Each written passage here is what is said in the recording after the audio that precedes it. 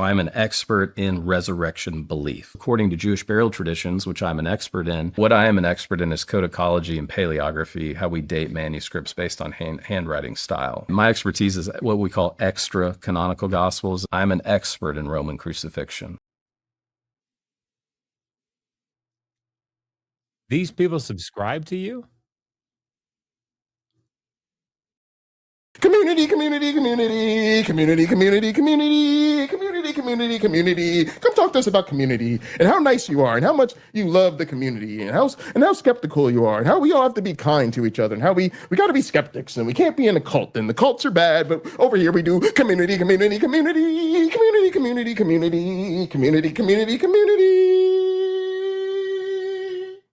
Uh-oh. Sorry. Sorry. Talk to you later. All right. Okay, bye. Oh God, you're running that brush through the nest there. Is that what we're doing right now? Apparently not. I guess it's I guess so much for that, right? Yeah. Oh wow. Tried. You tried. I got a phone call there last second, but we're good. Oh, see here, I thought, okay, that's good. So here, I thought you were mad at me, and No. just were like, "Fuck off, Kip." You're so nice. Well, I do prefer when my co-hosts are not pissed at me. So yay! I'm just Welcome fixing everyone. a couple things too. So this is the time for that, right? Yeah. Very important. We get the. Can you get the? Hold on. I'm not gonna be able to hear you. I gotta pop it up. You know what I'm doing. Yeah. So I understand. So he's got to get the funnel on the toque. It's going inside the toque. Okay, I see. That's what we're doing here. While these guys are fucking around, I'm gonna say hello to some people. Good to see Faith by Faith was here. Went to a pride parade and got sweaty. That's the way to do it. Good to see Arrow Dodger and Dr. Clark Van Gilder. I've heard of coming out of the closet. This is right. People pay attention to the stream titles. Release the Lesbians. Maya is here. Good to see you, Holly, and Teddy, the Wonder Lizard, is here. Happy Saturday, everybody. Cuneiform guy is here. Tommy from The Humanity. I'm an Alex Warren. He's at an Alex Warren concert with his daughter and friend. Thanks for providing some entertainment. He's out of beer at the conference and not a concert and not listening to what's happening in the concert. That's the way to do it. Budding Hebraists, G Ward or Gward and Noise Ending are here. Good to see you guys.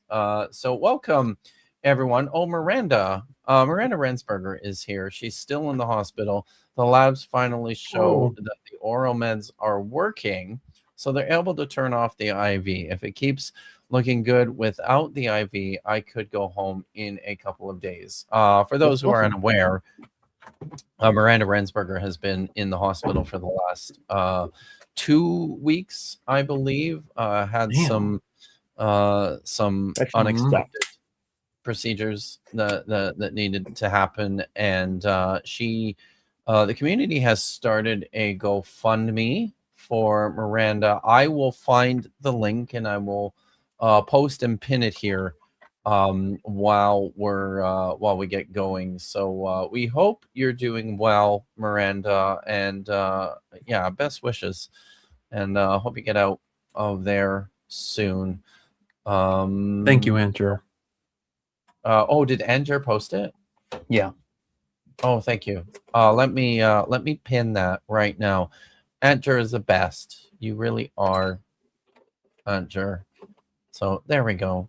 And then I'm gonna copy and paste that into the vertical chat, because the vertical people. The vertical people. Right. I love that song. Like. That's right. That's awesome. Oh shit, I can't do it yet. I'll have to wait to post the poll first. But hey everyone. Happy y'all made it. I don't recognize Griff 1 is here. Good news. Yeah, hope that you get to go home soon. We all do. Cool. So, here we are. I hope you guys have had a good couple of weeks since we last streamed. I did. I had a great week. Not the couple weeks. I had a great week a couple weeks ago. So yeah. So here we are back with another installment of Budget Scripture Saturdays. It's Saturday night. I've got candy, lots of candy is good, and a glass of wine, and I'm gonna crack open a beer here in a minute as well. So yeah. Oh, hey, what do you got, Nitty? Truthadelic. Truthadelic. That's awesome. It's what does it say? It says Gingy. What was that? It's an Imperial Hazy IPA. Oh, nice. Yeah, I like it's those. very Those are really citrusy. good. Oh yeah. So The hazy IPAs often are quite citrusy. So but I like those. And oh wow. You're drinking a balls. Tap is drinking a balls. So I'm drinking a balls. So I was picking up drinks for the evening from my local 7-Eleven, as I do. I'm a classy person. Look at me. Look at how classy I am. And there was like it's because no one can see the funnel under your hat. This is how I keep it. That's how I keep it erect. That's good. There was a sales dude from Buzz Balls. Wow. That was there. And I was like, I've had Buzz Balls a couple of times. I don't mind Buzz Balls. I am exactly their target audience, okay? Whatever that says about me, it says about me, right?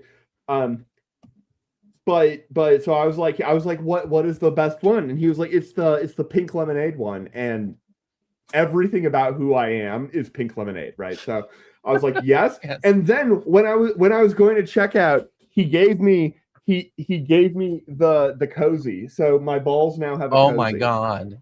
You got the cozy? Wow.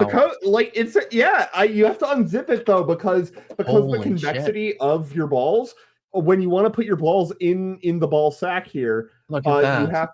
you have to unzip in the ball side sack of the ball sack so that you can put it comfortably into the. I'm sorry about your monetization, by the way, but that's on you. Faith loves the pink lemonade. So tap repping, yeah, it's good. 7-Eleven, if you're interested in sponsoring the show, then please contact me. Yes. I think we can work something out. My local 7-Eleven staff loves me. Okay. I bet they do. So yeah, I suppose if maybe if there's someone to make that happen, it's you, Tap. Wow. Oh, so tonight I will be drinking. I'll show you guys.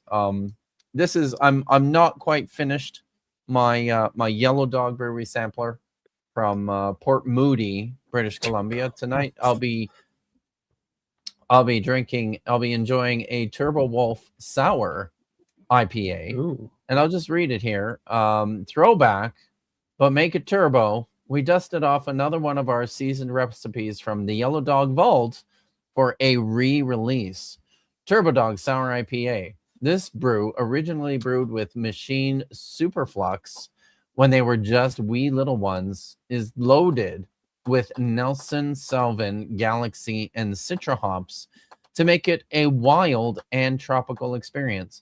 It's just as turbo as you remember, so grab a can for a tasty blast from the past. That's what I'm doing. I'm having a tasty blast from the past with my sour. I've had I don't like sours as a rule, but this one is sours. very the only good. type of beer I like. Sorry. They're the only type of beer you like. Wow. I've had very good ones, and I like those. And then I've had a lot of really shitty ones, and they're just like, I mean, the sours I don't like are the ones that taste like they just added cranberry juice to a bud and called it a day. That's sour. So, it's not. And I've had a lot of things that have sour on the label and taste like that. It's disgusting. So, noise ending asked. Shoot, I need to go I need to go get that. How about we do this? I will go and get my my chalice for the beer, and while I do Do you need a that, cozy? The guy gave me 2 cozies. they won't fit, sadly. Oh, okay. But why don't you go over the video offerings for Let's this do it. evening while I'm doing that? All right, I don't I'll have be the back. ability to like press the different buttons, so this is what we get, I guess. All right, video number 1. What really, all caps, happened to Noah's Ark? Everything about the punctuation in this sentence is correct. This is from Epic Bible Stories, who has an astonishing 148 full stop subscribers. Yeah, 148. That is, there's no K there. Normally there's a K there, and it's really upsetting. And it's But, AI stuff, you would think, but no. Yeah. Also, this video, which is 1 year old, has 15 views. I didn't look at the counts. I just found it. Okay. That might be the lowest performing video I have ever I've covered ever on any seen. show. It's not the lowest one I've ever seen. If you just My like videos enter get in more a random views. I feel YouTube pretty like good now. URL with numbers, that's short. It'll have like random surveillance footage. It's weird. All right, that's video number 1. Surveillance footage. Yeah, so what really happened on Noah's Ark? You can tell by the everything here that it's going to have a lot of AI. I have no idea what's going on with presumably Noah here, but that's not Noah because that's not. Oh, there's no, something really. There's a really funny detail about this. That's the avatar of the channel Yeah. creator, Oh, probably. yeah, it is. What's the So funny he's detail, doing- Diddy? Actually, Or he's this building art that. style is consistent, I won't say it right now. and Okay. yeah. All right, video number 2. Wow, that's a lot of. Okay. Video number 2. This is Final video number prophecy, 2. all caps, : the truth, all caps, about Trump's meeting with China. Space. I don't know if that's an Bible M-dash or an scholars N-dash. Are Are trembling. trembling. This is why I picked it, because Kip, I want to This know is- if you're I- trembling. I maybe after I see this, I'll Well, start to tremble. I've seen Kip tremble, and it's You have not. you don't know where my cameras are. Anyway, are. this is from Arc Bible Films, who may or may not help manage some of my cameras. And they have a cool 63.3K subscribers. And this video from 1 month ago has 7.5 thousand views. The brush is slowly making its way out of my beard. Video number 3. In All the right. beginning, there was Comic Sans. Yes. And there was the Comic Sans movie, story of the Bible and Christianity, I guess.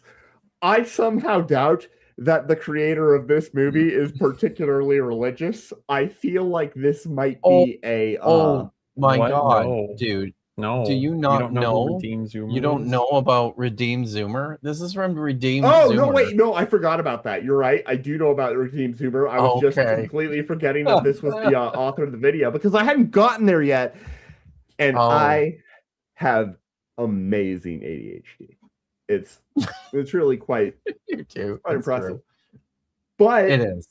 We're all because impressed. it was the next line and I hadn't gotten there yet, and I'm dumb, I forgot that this is by Redeem Zoomer, who is exactly as the problem is most of the people I know who use Comic Sans are either doing it ironically or because they just don't care anymore and nobody else cares either.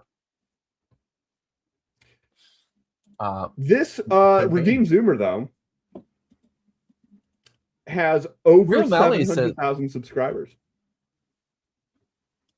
Right? I didn't know Yeah. that. No, it's super annoying because he's a child and a particularly obnoxious child.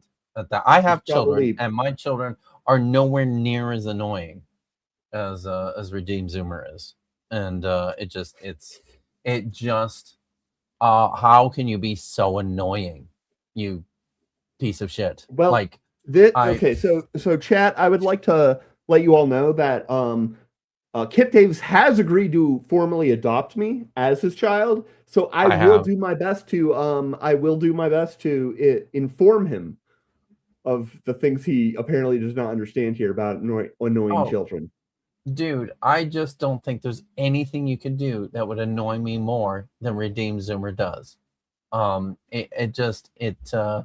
I guess if those adoption papers do eventually go through, I guess we'll find out. But We will. by the way, guys, Comic Yeah. Sans is a dyslexic friendly font, so it's good, right? So What? I've discovered dyslexic friendly fonts, and I found a dyslexic friendly Hebrew font that's quite nice, and I'm going to start using. So You should make all right. Pardon? You should make a font. That's the sort of thing that you can totally license, and you can have like your own font that you figure out and have like little details that you like, and you literally can make people pay for it, and you can have a license that is your own thing. You could make only organizations pay for it and let individuals have it for free, for instance. But you should consider that seriously for Hebrew. You know, I have made some of my own fonts. I made fonts in order to do reconstructions in the Dead Sea Scrolls. So like, you know, I copied the hand style. Nobody cares. Fine. Sorry, my headphones. Jeez. I lost them. Sure. So no, as I was saying, because I copied, you know, different handwriting styles from a manuscript that I was working on, and I turned that into just a font to use. So yeah, it's way easier doing that than like a lot of the cutting and pasting that I used to do. Anyways, okay, so here we are with the poll options. We're just starting the poll now. Video number 1 is Epic Bible AI Noah bullshit. Video number 2 is Trump, China, and Bible bullshit. And video number 3 is Redeem Zoomer Comic Sans Bible bullshit. Vote now, vote often. There's not as many people around tonight, so but I do see that that there are The 50 loyal of you people are watching. here. The loyal ones are here. So make sure Yeah. that I see votes from everybody. In are you watching your wow. Quit it. Yeah. No We're spoilers. looking at this. Stop. Okay. We're taking this down now because I have something else. Well, we've got something else.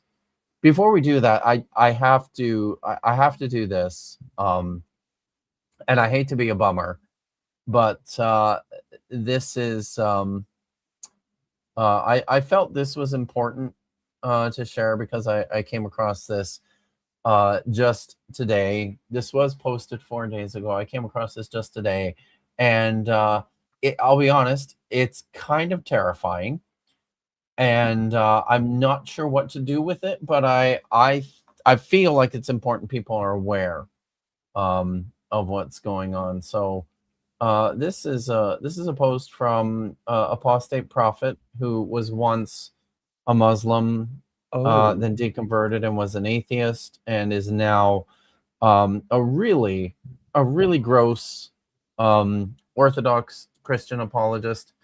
Posted this picture and said, this is Michael Jones from Inspiring Philosophy educating U.S. Congress about Islam because he knows so much about it. And I mean, when I first saw this, my first thought was, I mean, it kind of looks a little fake at first, right? And it doesn't quite look like him, but yeah, it looks like an AI version of him that made him look a little more I'm gonna have to distinguished. be put up big for this one. Are you right now, Mhm. or can I finish? Finish your Finish your thing. All right. Yeah, Are you? But you're thinking. As I read through some of the stuff, I'm convinced. I'm convinced this is real. This is something that that actually happened. I mean, IP himself. Here, I'll just go over here. He says I bet it was a plane. it was a blast. So it yeah, it looks like this is a thing that actually happened, and like God help us. In large part, I mean, not just setting aside the fact that IP is a raging Islamophobe. Whoops, didn't mean to do that. Setting aside the fact that IP is a raging Islamophobe, who's addressing Congress. IP also is not an authority on Islam. He doesn't know the first goddamn thing about Islam except what he learned Well, from other countercultist. garbage. Anti-Islamianity. All he knows is this polemical version, this stereotype version. It's pretty gross. It's pretty weird. So, all right, you got some Ready? things to say, Nitty? Oh We're gonna make boy. it- All right. Look, a lot of us who watch this show, who enjoy Kip's content, are people who oppose Christian nationalism. All right. So we're all about to be, many of us are about to be totally on board with what's going to happen right now. Okay. So to get Hang Fashi up to speed, yes, a prostate prophet AP has converted to a very particular denomination of Christianity, Orthodox. They're an Orthodox Christian now, Greek Orthodox in particular, and he's gotten a lot of crap from the Eastern Orthodox, the Ortho Bros, as they're now being called. They don't like AP because he's a Israel Zionist apologist. All right, let's table all that. There you go. That's the seedy apologetosphere philosophodrama. Okay. Michael Jones, you don't watch Kip. You probably hate Kip. Look, I gotta tell you, right now, you're a useful idiot. Because if you're an Orthodox Christian, they're just using your label of Christian as part of their identity marker as Christian to create and forward their agenda of religious oppression and an enshrinement of what arbitrary standard they have for Christianity into law. Okay? So you're being used as a tool by the US government, particularly conservative white nationalists and Project 2025-ish, because it's gone a little off the rails, whatever. You're just being used. You're a pawn in their game. All right. I don't understand why you want to invest so much as to go to Congress in an earthly kingdom, essentially, than your heavenly kingdom. You've done a great job of divorcing yourself from a commitment to preaching your denomination to your audience. The non-denoms just love you for now. Here's the other thing. Let's say you win. I'm currently listening to the most prominent Orthodox streamers who total up to hundreds of thousands of subs at this point, with an insane and unfortunate amount of reach. You know what they said this week? That when they heard that in Ukraine, Baptist churches were being bombed by Russia, they said, I'm as about ambivalent to that as I am to a mosque. In fact, they would be fine if a bomb hit America and destroyed a Baptist church, they wouldn't be upset about it. They would be okay. They'd be like, oh, it's just like a pride parade. If a bulldozer happened to be going through the street and got rid of the pride parade and a Baptist church, who wins, Michael? When Christian nationalism is over, who's winning?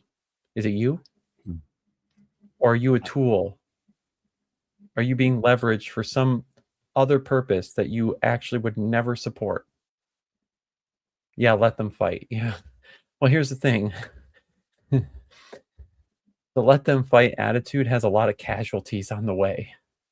So let's not get there, okay? Because they can have their little wacky coalition, but at the end of the day, no one is pure enough for a fascist. True. Done. Very true. So, wow, that's weird. Thank you for Isn't it all weird that we're tolerating Nitty's budget layman Saturday. your I budget believe- rant? I believe the typical way of saying what you're trying to say is thank you for coming to my TED Talk. Yeah, That's true. I get I've one. heard I that get one before. every week on Kip's channel, so hundreds of people get You to do. watch it. And if you hate me for it, just come to my channel and flame and troll me. Engagement Uh, is awesome.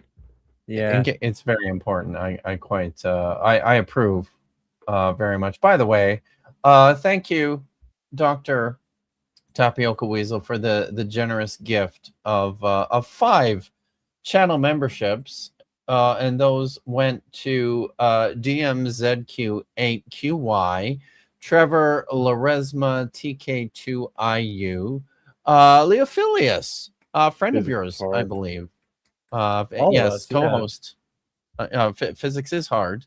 So, Mr. Peabody, the skeptic, Connor Moore Music, and yeah, oh, that's it. 1, 2, 3, 4, 5. That's all of them. So, welcome everyone. There's emojis for you to use. I've been told that there should be more emojis, and I agree. There probably should be. You have And 3. maybe one day I have 3. That's 3. They're pretty. 3 emojis it's more than 0 emojis, right? So oh wow, look at that. You need the Nitties emoji. I You should ask yeah, I Maya do for need, I definitely need the so people the can nitties drop emoji. some Oh, big actually, nitties in the chat. that's and be right. like, we what? need some big nitties. Speaking of big, Joshua Geese just dropped 10 Kip Davis memberships. Thank you very much, Joshua Geese, budding Hebraeus Joshua Geese. Blood Kips. And those went to Dr. Clark Van Gilder, Entwenthiel, Urfasaurus, Burak Koskin 2376, Mystery Emerging, Brothub 06, Bring Truth -N50. That's right. Human Tommy's chat got added in there. God, I'm sorry, Tommy. He says the concert won't fucking end.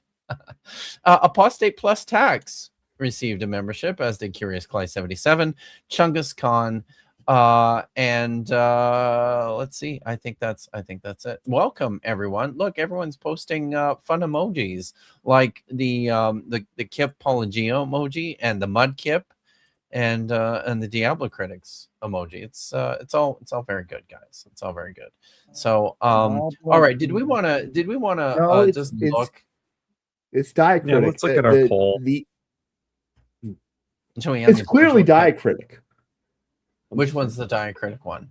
What are you It's saying? What are you saying? :_diacritic, I'm a not little sad that show :_ is Diablo gone. critic. Oh, But- I see what But you're it saying. should be Diablo critic because it's got little horns. I see what you're doing. Yeah. You didn't do it. It used to. I mean, it was at the time the Diablo Critic logo. So before we got a new logo. Speaking of devils and demons and stuff, maybe I can show you my horny mage. Oh yeah, Give it a that second. sounds fun. Give All it a right. second. I'll load up my Oh, horny. Poor Maybe. Tommy is stuck at a non. I believe this is a non-extreme metal show, because they've, you know, they. I mean, nobody's exploded yet, so yeah. And somebody's asked for a Dagon emoji. I think that would be good. I like that idea. Is this like So- that one band in Hitchhiker's Guide universe where they're so loud that the hardcore fans sit in a bunker that's only 50 miles away, and like the normal fans sit in a bunker that's like 300 miles away because of how loud the performance is?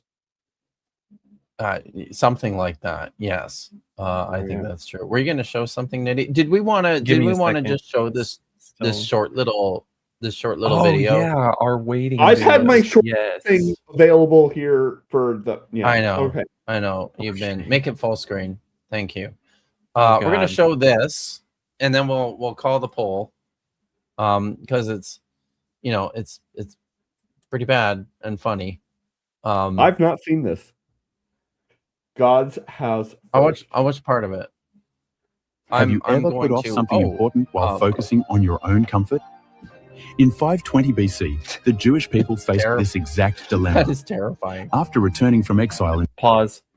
What? These What? Oh, What? What? What? Did they just take? They took people with googly eyes. They shook the table, put it down, and just took a picture. And like whatever was happening at the moment of the picture taking, this guy in They're particular, supposed to be. right? Because These people are supposed to be in distress. what do you Right. mean these people? Oh shit! What an anti-Semitic Uh, thing for me to say. Oh. Ouch. I The wasn't people on the screen. anti-Semitism. I was thinking about anti-ocularism, whatever that means. Babylon, they quickly built beautiful homes for themselves, but left. After returning from exile in Babylon, they quickly built beautiful homes for themselves, but left God's temple in ruins. Through the prophet Haggai, God delivered a powerful wake-up call. Is it time for you to live in luxurious His houses? eyes are bugging out of his head. Oh, these are they're the And then Amish. They shift from So we do that, and then Jewish we to go through. Amish. We go through this particular sort of effect that's like the square, super thick window effect that you sometimes It's see. a time portal, isn't it? Wow. Yeah. Totally. And now we've Right. got no. Unpause. These aren't Amish because the Amish don't have mustaches, right? No, Really? they have I didn't beards. know They that. shave their Yes. mustaches, I think. And the I guy thought in they- front, I guess you're right. They right only do. also is just Yeah, clean dude. shaven.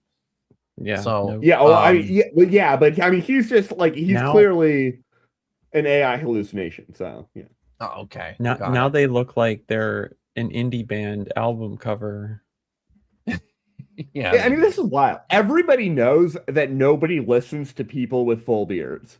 Every time you see a person with a full beard, immediately your opinion of them It's the should Lumineers. just completely collapse to absolute zero.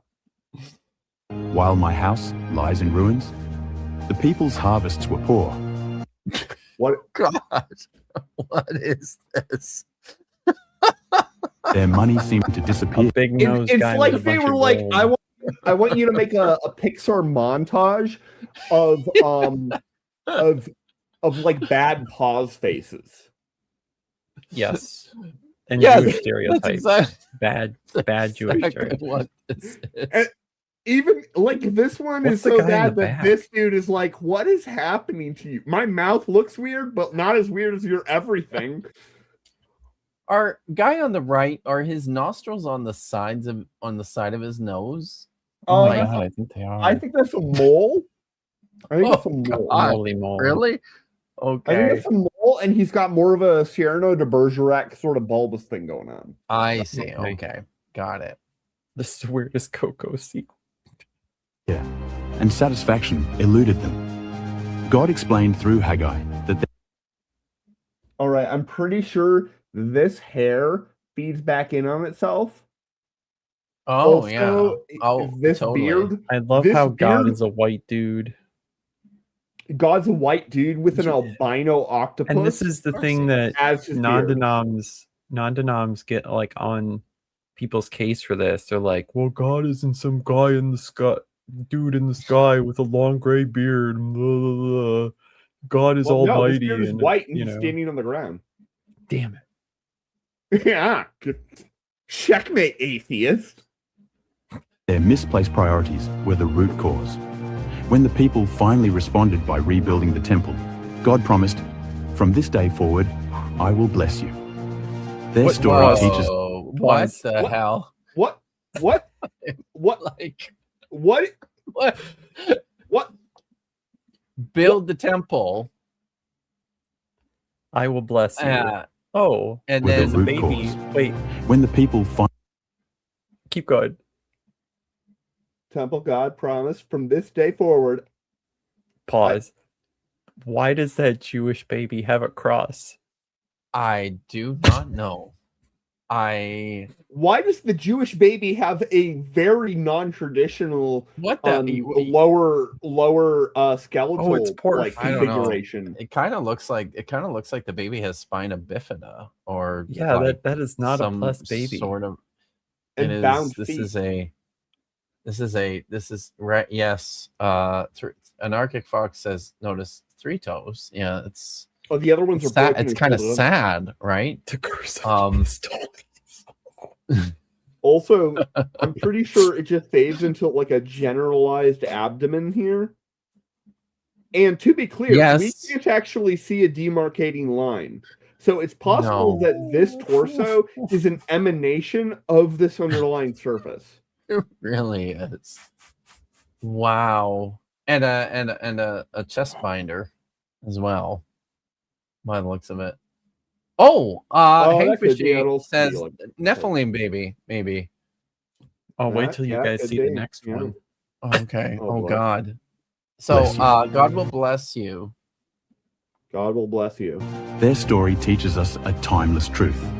When we prioritize God's kingdom, everything Yeah. else falls into place. This Okay. isn't No. so bad. It's just a giant No. cross Look. made out of cheese. Pause.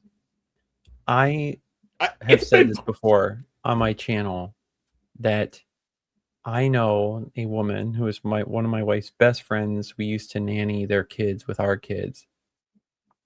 Gave her whole life to God, missionary. She just had her 3rd child with some complications. Was brought back from West Asia, the Philippines area, because of the health complications. Finds out she suddenly developed stage 4 cancer, dies in a month, Wow. leaving God behind her really 4-month-old. wanted her.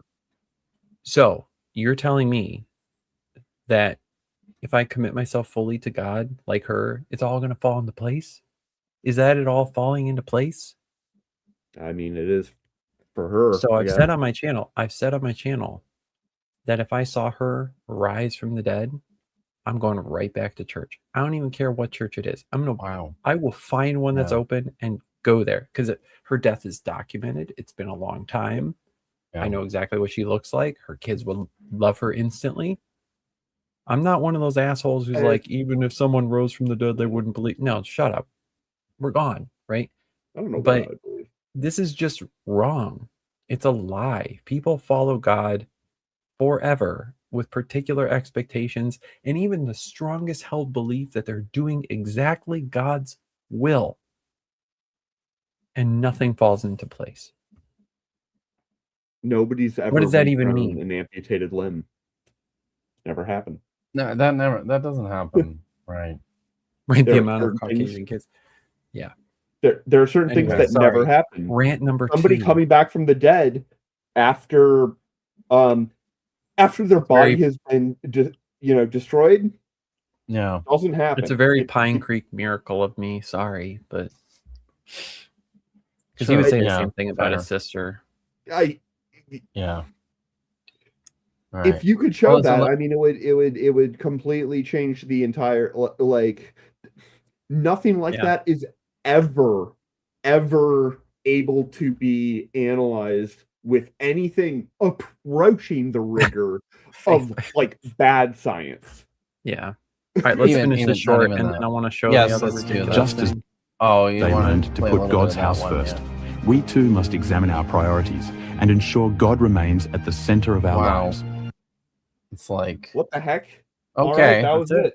And now you can see that I've been watching a lot of Skyrim videos. Game of Thrones stuff and Skyrim. Oh And wow! Game of Hey, Thrones. the I've new been watching Game of Thrones stuff for Oh weeks. shit! I And still have. apparently the extras. new season of House of the Dragon started. I haven't started. I it haven't yet, though. actually Has anybody watched any House of the Dragon. I really need to watch it because Three-Eyed I like Theorist, it. which is not this channel, has started doing videos on that, and I'm like, Oh, cool.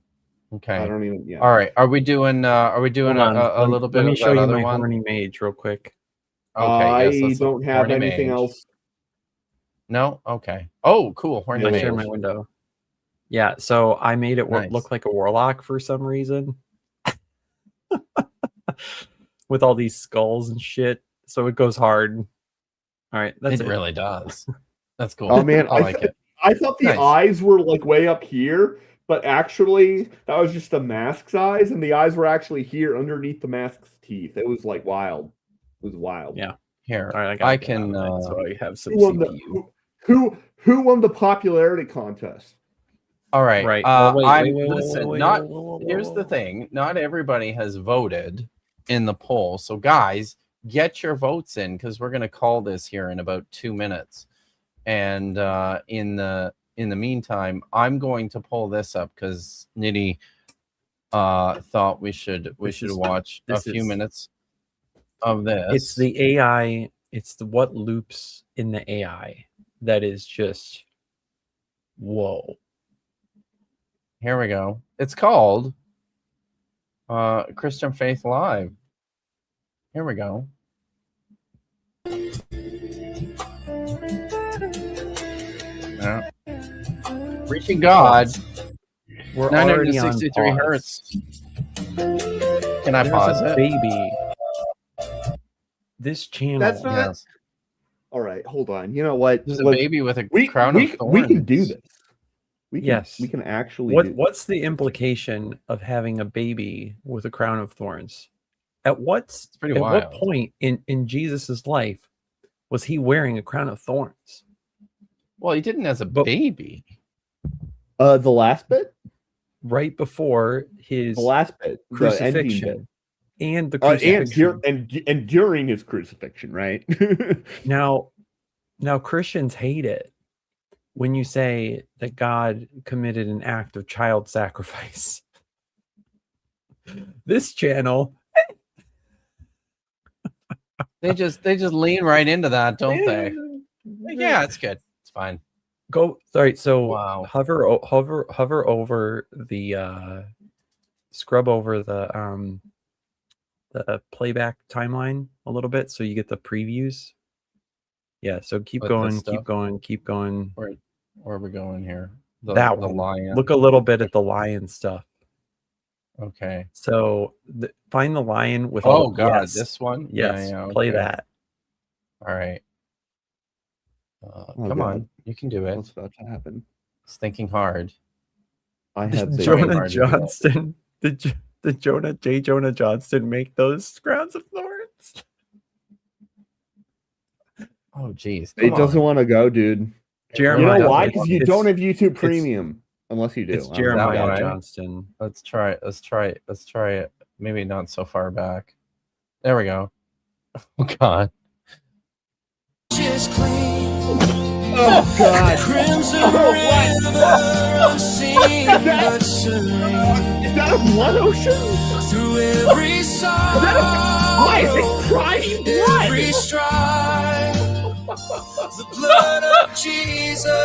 I'm out. I can't take anymore.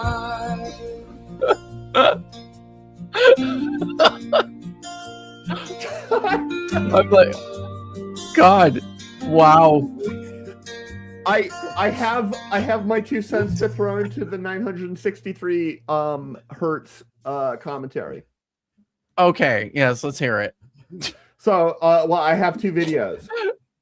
One One was a random video that I looked up 963 hertz, and that's the video Yeah. I'm currently sharing.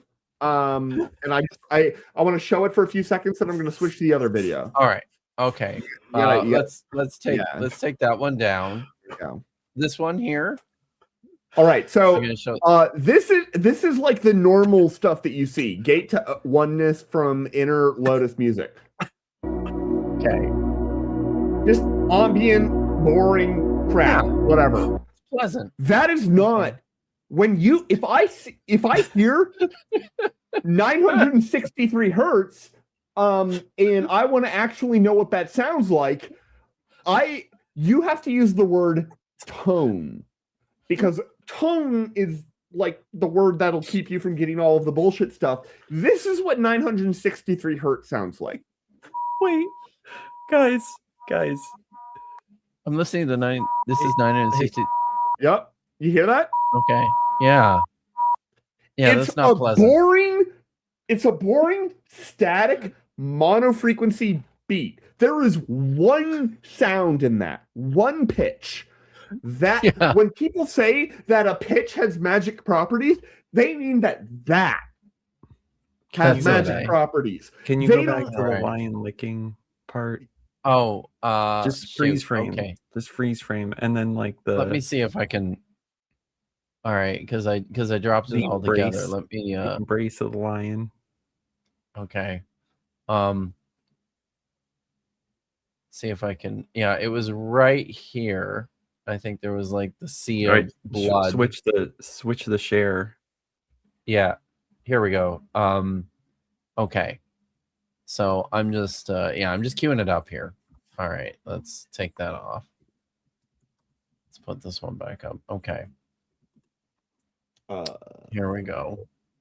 So okay, I think who won the poll there? Yeah, I think this is right where they start making out. Yeah. So God. Am I missing something? God. I'm not seeing anything. What's happening? Share it, Kip. Yeah, Kip. I don't see it. What's that? Share it. We don't see it. You're reacting really? to something Goddamn. We do not see. Okay. And fuck. I had to go and find one of my hidden bananas earlier, so I understand how subtle that can be. Okay. Yes. All right. Let me shoot. God. All right. Here we go. We're professionals here. I'm very professional. Yes. Okay. Play it real quick. All right. I'll turn the music off. Let's speed it up a little bit. Come on. Oh, he's crying. Hello, Judah. Tears of light blood. Oh, Judah. I'm the son of David. What are we gonna do? Oh, I like how the eyes also just turn off. Like the light behind them just extinguishes, and it just it's God. Oh, no, you're this dead. is like What a Rob the fuck? Zombie movie. Suddenly Ebola. Really? Oh, Jesus!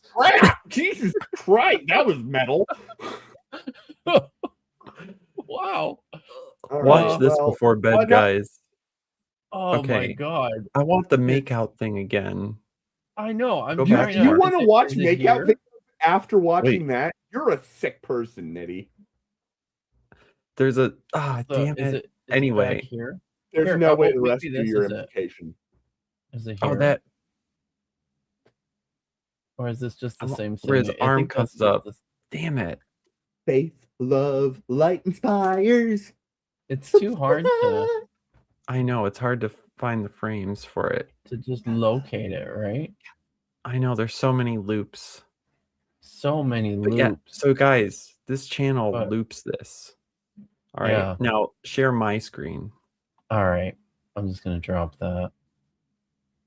So this is a real So when Jesus was all like, hello, lion. Oh. There you go. So, yeah. Message from India Moores. All right, it's time to call this poll, and we're almost an hour in. So, Right. Yeah, that's on you, and bro. we do. Oh, I know it's a me thing. Oh wow, it's really close, but we do have a winner. So the on the vertical poll, there was a 3-way tie between all 3 videos. So Were there 2 on votes for each video or 1 vote for each video? We don't just know. 3 votes. There was 1 vote for each video on the vertical side. On the regular side, coming in third was Trump, China, and Bible bullshit. And then Redeemed Zoomers Bible bullshit had 35% of the share, and Epic Bible AI Noah bullshit had 38% of the share. So it was really tight. But we're I guessed it. I mean, that is a clear window. That is a clear I winner. guessed We're it going because to, I already have. Did you? All right, you've got it. You've got it up. Yeah, I've All already, right, I've already got awesome. that So, up. is that the beginning? Are you at the beginning of the video? It doesn't look like you Look, are. if No, if that's we not- get you're through right. that one somehow in the next hour, then There we go. we have Now to it's- at least I think- watch the time-stamped part of the other one. But go on. The Redeemed Zoomer one. No, the other one. Which one? The Ju- final prophecy. The other one.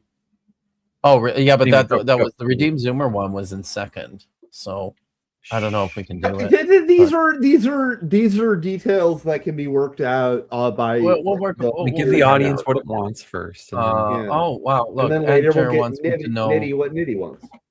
This looks really delicious. Yeah. Enter is having chocolate chip peanut butter swirl oatmeal. That Ooh. sounds delicious. Before we do start, I did want to show everybody that I'm drinking my beer Oh, tonight you got a chalice. from my I have chalice. to refill. Do you see it? Yeah, There we yeah. go. Dude, is that chalice upside down? Oh no, it's not. No. Never mind. It's the Stanley Cup. I was just saying that was my point, and I thought it might have made more sense upside down. Just like normally when I see the Stanley Cup, I think that it would make more sense upside down when I first see it. And Really? I will stand by that. When I first see it, when I look at it and I'm like, oh, okay, yeah, no, I understand how that's all going. Oh, I then guess. fine. I will say the design of the Stanley Cup is future oriented because they're like, oh, we're just gonna have to make this bitch longer every decade. Do Or- you understand shit? Three. Okay. Do you understand how this works with the They Stanley put Cup? they put the team names and Every- Do they put every member of the team. Every member of the team. Yeah, so it takes a lot of space and you have to plan ahead. That is my entire point is that the Stanley Cup, they figured out, they were like, okay, this is the infrastructure requirement of what we have committed to do. Looks like we're just gonna keep on making it taller until hockey's done. And Exactly. I love that because in 300 years, when that thing is 6 feet tall, it's still good. It's going to be even more epic than it is now. I know, right? There's going to come a time when nobody is actually going to be able to lift the Stanley Cup anymore, which is what they do. Something else that people may not be aware of is that every player who wins the Stanley Cup gets to take it home for 24 hours and do whatever they want with it. So Well, it does have a flanged base, no matter how you insert it, so that should work. Everything's a toy if you're brave enough. it's true. That's why I'm wearing the Vanda hat. All right. Let's watch. Let's watch what actually the earth happened. was filled with violence and corruption. People had turned away from God, choosing evil instead of righteousness. What the hell is happening? Evil. People had turned Didn't away you from hear him? God, choosing evil This is instead. evil instead of righteousness happening here. Okay, so originally this thing in the background was something that looks sort of like a weird bad, I don't know what the hell that is. God, choosing evil instead of righteousness. And I don't know what the hell that is either. They stole, lied, and harmed one another without remorse. Oh my god! Holy crap! All right, I'm going back. We're doing this. We're doing this reverse frame by frame. Wait, guys. I want to tell What? you. I'm going to make a confession right now. I didn't actually watch this video. Honestly, okay, hold on. You know, no, we're gonna start. And harmed one. Okay. So now we're going forward. This guy has upper teeth, he has lower teeth, and then he has lower lip. This guy is, I don't know what's This guy happening kind of here. looks like the guy on the right. Kind of looks like the Elephant Man a little bit. But wow, Maybe. Look This at- guy kind look of at- looks everything. didn't- Okay, hold on. Let's identify somebody who's not horrifically terrible and also isn't this guy in the front, because that's just the avatar of The the profile the- of that one guy? This dude is acceptable. It's not great. that looks crazy as fuck though. All of these Wow. though, I think he's Oh, holding wow. like a pen or a highlighter, and then also his foot is being like, you know, there's like a sand spear. This guy looks like he doesn't have a leg, but I think we all know that it could be possible that that is hidden in profile. It was Probably taken in their not. unrighteousness. It was taken by the evil and wickedness. Let's just As, go frame by frame. Hold on. Before we do that, I just want to point out that as every regular viewer of this show already knows, this is a show that you can't just listen to. Yeah, you do have to watch it. Yeah. You gotta watch. We love you, guys. though. I It appreciate really- it if you're just listening. Yeah. but, You're right. seriously. That's actually that's a good point. All right, so All right. frame by frame. Here we go, frame by frame. So we let's shall just toggle see- between the first two frames and see what jumps out. Not much. Not keep Not going. much. The weirdness of this foot to me, but acceptable. All right. Just Okay. His head comes into focus. This guy's head kind of looks like a bird for a moment. I don't or something. This guy becomes less sane looking. third from the left. Look at what's happening with his nose. It's like oh, whoa, what? it is. Yeah, It is. he might be being attacked currently by a Dementor. We're all muggles. They would be Yes. invisible to us. Yes, true. So Um, it could be that his soul is coming out of his nose while he's being kissed by a Dementor. Without remorse. Oh, whoops, sorry. But among Oh them was- God, no! Why? Why are you not? They stole, There we go. lied, Hold on. and harmed one All another right. We're back. I just keep playing Okay. it. Just keep. We're at 12 seconds. without remorse. God. But among them was just- one man who walked faithfully with God, Noah. He looks like he's gonna go to He li- sleep. He's like, I'm so tired. I can barely keep my eyes open. I Right, need yeah. to sleep. Also, what happened to his finger? Looks rough. Looks like a saw axe. Oh, guys, my finger is It was all that is wood. Is Yay. healing okay, but I've got a lot of like scar tissue build up here. Oh, you I guys! can't quite. Yeah, what's up? I figured out why they were all deformed. Oh, yes, So- do tell. Sometimes angels mating with humans Oh, give birth defects. these were the They're the ones that the Bible didn't Nephilim. talk about. Okay. Yeah. Yeah. I mean, I Got it. suppose. I keep playing. Yeah. Righteously, obeying God in a world that had abandoned him. God saw Noah's faithfulness and spoke to him. Noah, I am going to destroy the earth with a great flood because of its wickedness. His eyes are like that's Every super. living creature on earth. Pause. Is he Yeah, just- no, you know, this here's a right real there simple does question. yeah. What Kinda would it looks like that mean? What does it actually mean for Noah to be following God in righteousness when there is no law? What Right. That's what actions You know- is Noah doing that Is it just like a general revelation that like Christians like to appeal to? I mean, yeah. These are the I would questions guess of our that it's time. that. But will perish, for the world has become filled with evil.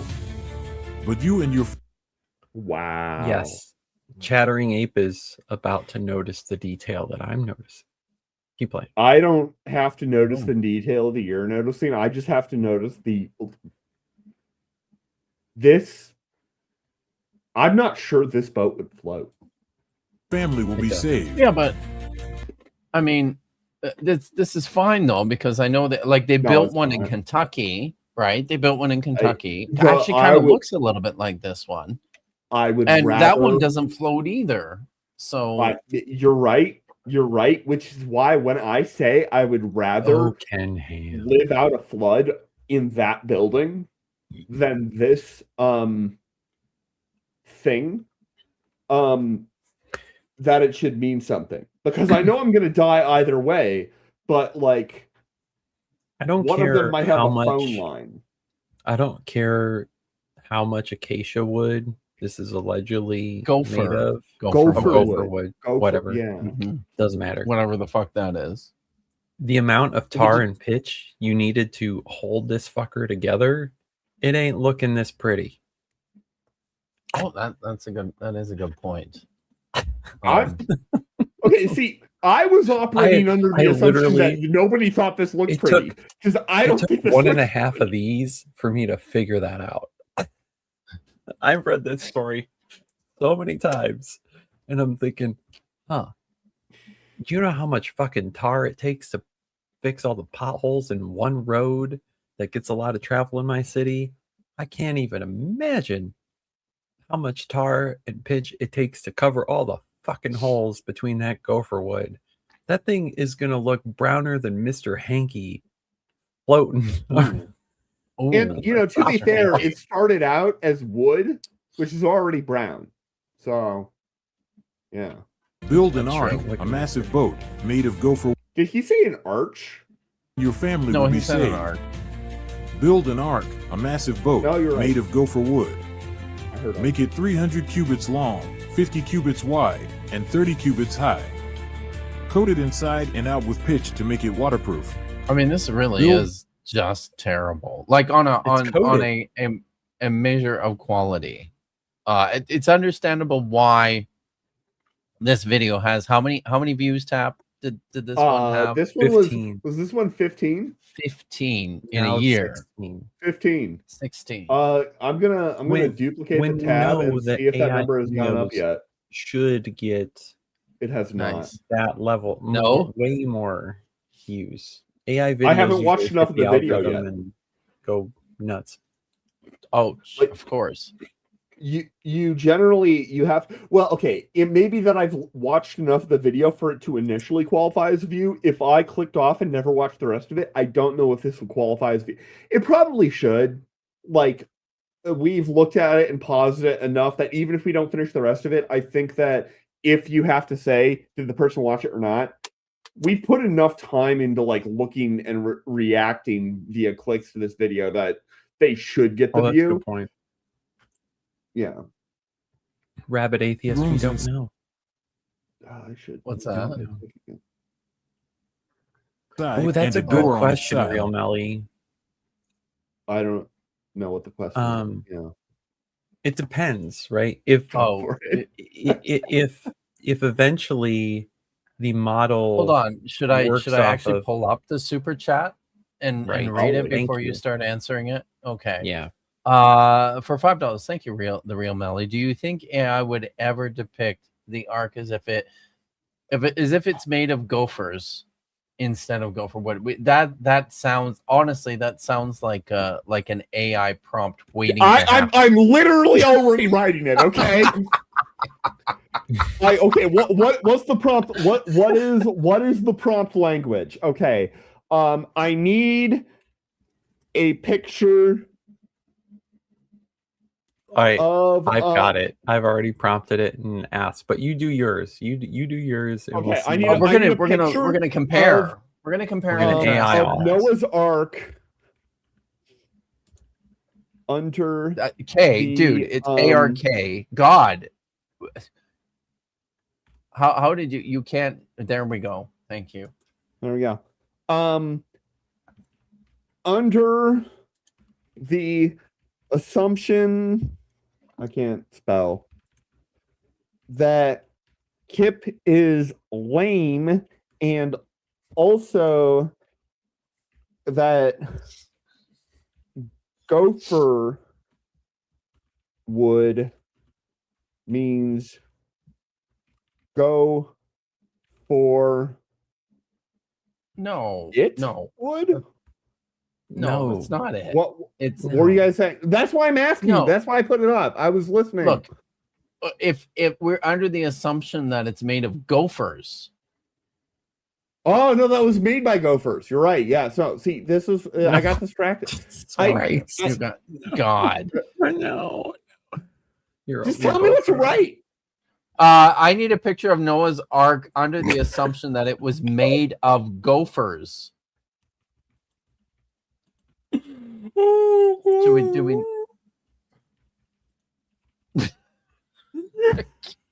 Okay. All right. Share mine. All right. Yeah, you gotta. Okay. Should we share? Should we share nitties first? Yeah, we should share nitties first because it's gonna take a few minutes or a minute.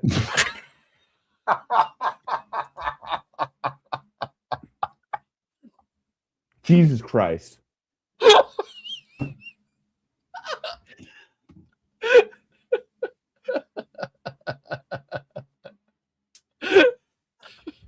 There are gophers in the water. Is it weird that this reminds me of the Wookiee interpretation images of me? Is it weird that I feel spiritually connected to this? I feel like this is a boat on Kashyyyk somewhere. Oh, wait. This is even funnier.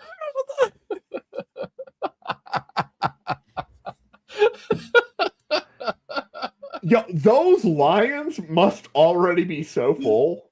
Yes. I love how the side is just outstanding. I love how it's got the giraffes, because giraffes just like having their heads peeking out is like the classic meme. Oh my god, amazing. Oh, okay. What do you have? What do you have, Tap? I honestly, it's pretty much the same thing. All right. Right? Gopher built to last though. It does have let me open it in a new tab and go here. It says, pair up, all aboard, no sinking today. Yeah. and then but like outward facing is just all of the gopher, and it's also got the giraffes and the elephants. Although the elephant has a hand. That's a straight up hand reaching over the edge, like Kilroy was here, but elephant style. Look at the gopher. Look at the gopher on the bow at the very tip there. He's got like got multiple gopher faces. So he's got to go for it, man. Hey, go for it. And it's built to last, everyone. Built to last. Gopher. Well, it's gopher built to last. Noah's like, whatever why is that the rainbow? Wait. Why is the rainbow already there? Well, I mean, maybe this is at the end of the flood when, I guess there's no reason for the polar bears to be going onto the boat then. I like Miranda's comment too. There's actually a male and female lion. At least they got that right. At least. Also, look at like these gophers have been crushed into tiling. They have. This is gopher tiling. Not just the ark. Right? Not just the ark. The ramp was also made of gophers. The ramp is made of gophers, like over what could be wood, but might just be compressed gopher. There's one hippo. Look, Wait, look in the water. There's 3 hippos. One's not They're gonna all- make it. What are they? That See, could be what a I fun was- hippo.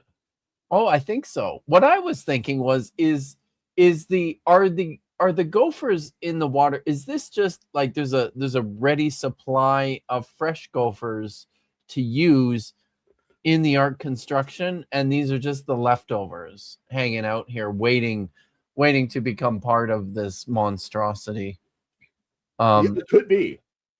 This might be the Because- best. And the hippopotamuses were like, show. If you order a big enough IKEA set, right, that has a lot of the same Yes. keys, they will include extra of like a specific thing. Yes, If you that's have like true. 30 of that one thing and only at most 3 of anything else, they might give you like 2 extra of that one thing because they're like not idiots. They've built a fucking IKEA set before. Hopefully. And so that's what it's like. It's like gophers. It's like that, but with gophers. IKEA gophers. IKEA Also, gophers. are these Joshua actual- Geese. Go ahead, and then I'll read Joshua's super chat. Oh, I was gonna say, are gophers just like beavers but without the skills? Because these all look like Yes, like to right. me, I'm basically like, are these gophers or these beavers? Because Yes. they might be gophers. Beavers would have more yellow looking teeth, like that one right here. Oh yeah. But an arc made out of beavers, Unbelievable. I would potentially ride such a boat. God, oh my God, Answer. This is what I'm saying. This is what I'm saying. You gotta swap out the gophers. Well, exactly. Andrew Where's understands. where's all the tar and pitch? You don't need it when you've got that many gophers. You're Okay, right. for Joshua Geese, All right, thank you let's very play much the for video. $2. Says, go. Yeah, we'll bring the video back up. That was a fun little distraction, you guys. Thank you very much. For $2 says, go for broke. Indeed. So I don't know. I think, guys, that your AI generated gopher boats looked more seaworthy than this one here. Pair up. No I'll give it to sinking you. today. That could be. See, I Go think on. what I Construct a was roof. thinking is if they made it out of beavers, they just Yeah, lop. they would. I would just like what I would do if I was in charge of this construction project and it was beavers is I would just lop those beaver tails off and throw away the rest of the beaver. And like, because it feels like the beaver tails would make a good like a good surface substance for keeping the water out. I feel like It would certainly be. It would be very waterproof. That is true. I don't know if it would make a good surface for keeping the water out because I don't think you can like just take beaver tails and stick it between wood and then have like wood, just beaver tails.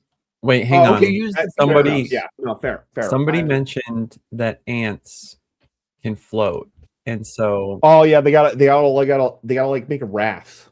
Oh, hang on. yeah. This I have to shill this other channel because of that. Hang on. Is it Ants Canada? Okay. Hang Because on. it should be Ants Let me find Canada. it. Ants Canada is a great channel. All right. Hang on. Okay. This is amazing.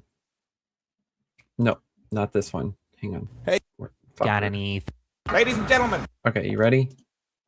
All right. We're All gonna right, get so it says totally demonetized. No, fire ants Maybe. form It's fine. fire ants form rafts by linking together and placing buoyant larvae at the bottom to survive floods. Okay. Nice. Are you ready? Nice. Parents of the year. Ready? Yeah, ready? This is so amazing. Gentlemen, please remain calm. We must evacuate the ship immediately. Children first. And remember, there are no lifeboats because we are ants. The children are the lifeboat.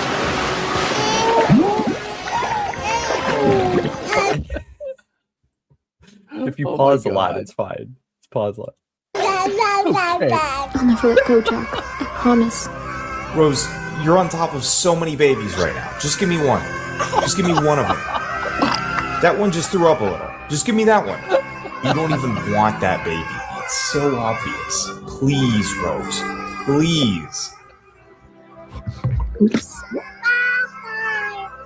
Right in. Did you catch what the babies were singing? Do I need to play it No, again? what were these? I did not catch that. No. Listen to the babies. I'll never let go, Jack. I promise. Rose, you're on top of so many babies right now. Just give me one. Just give me one of them. That one just threw up a little. Just give me that one. You don't even want that baby. It's so obvious. Please, Rose. Please. They're singing "My Heart can't- Will Go On" Oh, by Celine Dion. oh my god. That's Do incredible. ants have hearts? I don't think ants have hearts. Maybe they I could be don't. wrong. I could be wrong. But if you're not familiar with Natural Habitat Shorts, go there, laugh at animal facts. It's great. And leave an opening for light. Bring 2 of every kind of animal, male and female, into the ark so they may survive. Take food and supplies for you, your family, and all the animals. Though Noah had never seen rain before, he obeyed God. He and his sons. Wait, Shem, what? Pause. no, You've never rain seen wasn't a thing. rain? Yeah, no, they think that it just came out in like a mist and like a mist covered the ground. Yeah, this Some is people actually true. No, It, people believe that there was yes. literally no. Yep. Shut up. Yep. Absolutely. Yes. No. Yep. So No. the way that I was no, taught that growing up. Yeah, I was taught that No. growing This is up. true. Yeah. This is true, Nitty. The first rains. How did the fucking plants grow? The mist from the ground. The Water- mist came in like super heavy dew, basically. Do I need to read this to you? Yes, you do. I mean, okay. I mean, I'll just show you, right? How this works. I have to pull Let up me your pull not a this up. book. No, I don't. I'm not doing that. I'm pulling up. What does it the mean that there were actual- waters above, Kip? What? Well, there were waters yeah. above. So Doesn't mean they came they were down. up there, but they weren't. That's where the water for the flood came from. But up to that point, there had been no rain on the earth. Like Genesis 2 here says, right? Yeah. Go to when no shrub of the field was yet on earth, and no grasses of the field had sprouted, because Yahweh God had not sent rain upon the earth, and there were no human beings to till the soil. But that was then. And didn't say that there was no a rain after flow that? would well up from the ground and watered the whole surface of the earth. That's what would happen. It would come A- up, and yeah. Yeah, that's what I mean. And then, if you read through, so Genesis 3, Genesis 2, then 3, the eviction from the garden happens in Genesis 3, and then in Genesis 4, the story of Cain and Abel, right? Genesis 5 is this genealogy, and then we get to Genesis 6, which is the story of Noah's flood. When man began to increase on the earth and daughters were born to them, the sons of God saw that the sons of men were beautiful, and took for themselves women among those that delighted them. And then the Nephilim are there. Yahweh is upset. He's going to blot out humankind. He The regrets first that rain he is made in them. 7 verse 6 or 7 verse 11, right? Yeah, like it just That's the all this first stuff. time When you get to chapter 7, and it finally comes time for the flood, it says, here we are, on the 7th day, the waters of the flood came upon the earth. The fountains of the great deep burst apart, and the floodgates of the sky broke open. How is that different? The rain That's fell not on rain. the earth. Was It's- the word okay, so in says- verse 12 that's it what says it is. and It was- rain It and rain was fell on the Gesh earth. Ha Geshem. The Yeah. rain was on the earth 40 days and 40 nights. Does it use that word before Wait, that hold point on. in No. Genesis anywhere? Hold on a second. Hold on a Except second. in okay. Okay. I know this is terrible, but if nice carnivorous ape, nice. If Peter That's a great word. says that Noah was a preacher of righteousness, we couldn't make the valid assumption that there was some interpretation from somewhere that he's drawing from that Noah was trying to plead with people to get on the ark because there was going to be a flood. It wouldn't Yes. make any hold on. It wouldn't make any sense to preach and warn people of a flood if they don't know what a flood is.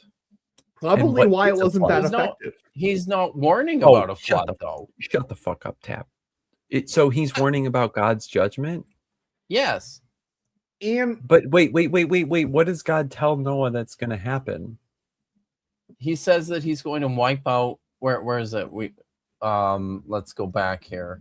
Okay. So he does say he's going to bring a flood, waters upon the earth. They understood what waters were yeah, to you can destroy have- all flesh. You can have So a what- flood in rain. You can do that. A flood can be non-local. You can have a flood upstream that floods. I'm not agreeing like Nitty. We all I agree hate you all. nonsense, right? But I was taught that rain, as in the form of precipitation in Oh my drops God. that like hit the ground, Wow. did not happen before Noah. I was not taught great this. with that.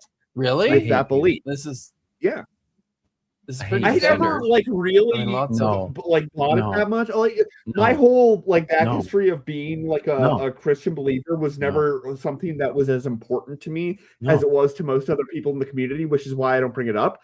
But I believe that rain never happened until the flood.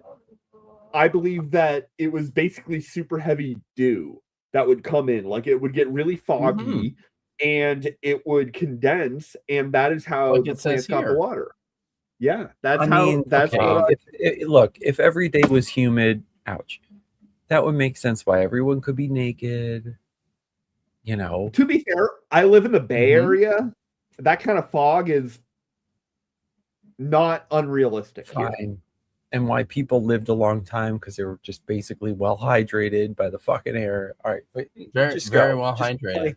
Hit Ham the But this and is Japhet. like I don't care. this is I'm just going to say that this is a fairly standard scholarly interpretation of how the book of Genesis was constructed to show that the rain did not actually fall until the flood.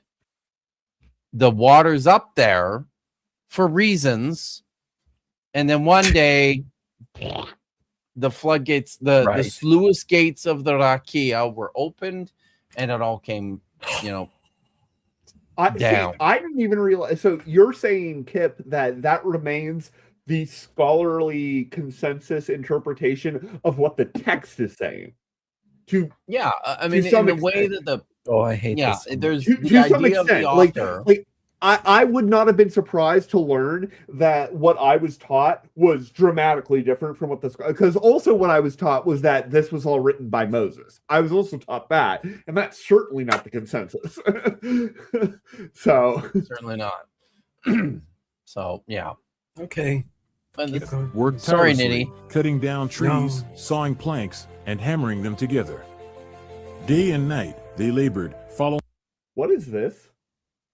I don't. I don't That's know the what that thing. is. that you use Oh, to saw God. the planks. No, you don't use a piece of wood to saw planks. You use a piece of How metal else would they? with with a piece of metal or a piece of sharp rock or a surface that you then put sand in and you use the sand to grind it down. That's how the Egyptians like cut granite. It took a long ass time. They used copper blades and sand because sand is mostly quartz. Grit.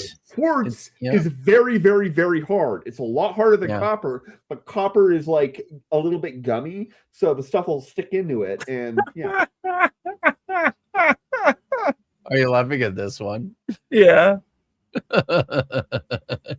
All of them, honestly. I've never encountered a tool that Kip would be unable to injure himself with. Okay, guys, you know, do you see the piece of wood with a ring around it? Yep. Next to his head. Now look at the next that's one. the one. Oh, that one. Yes. Yes. What is that for? Now hit play. It's exact instructions. Noah, what are you doing?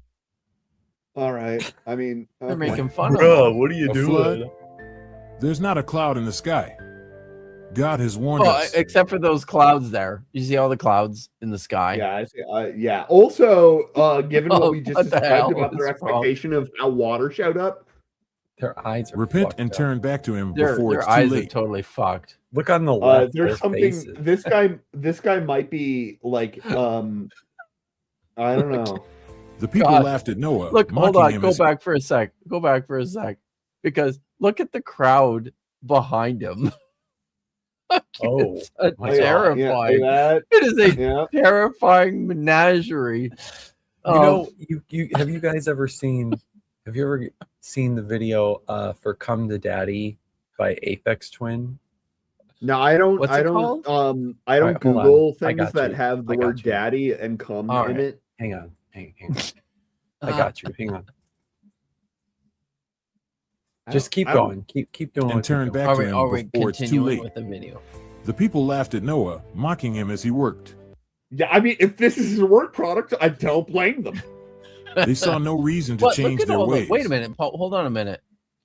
What is on the top of the? It looks like there's a whole bunch of fucking people, or something. What is that up there? Do you know what that is? Those are all of the people that got on the boat. Are we sure those are people?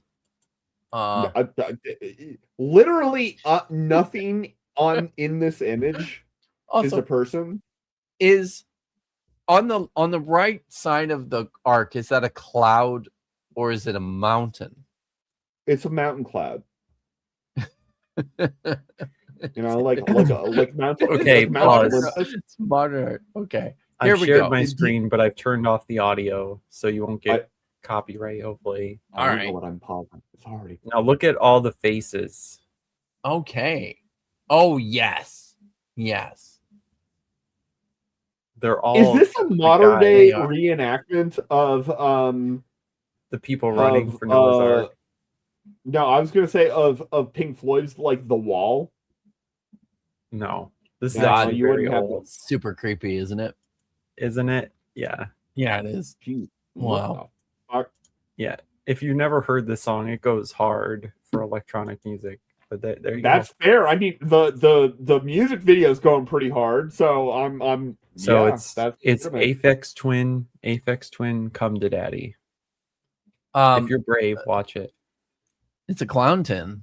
Tommy, it's actually a rave classic.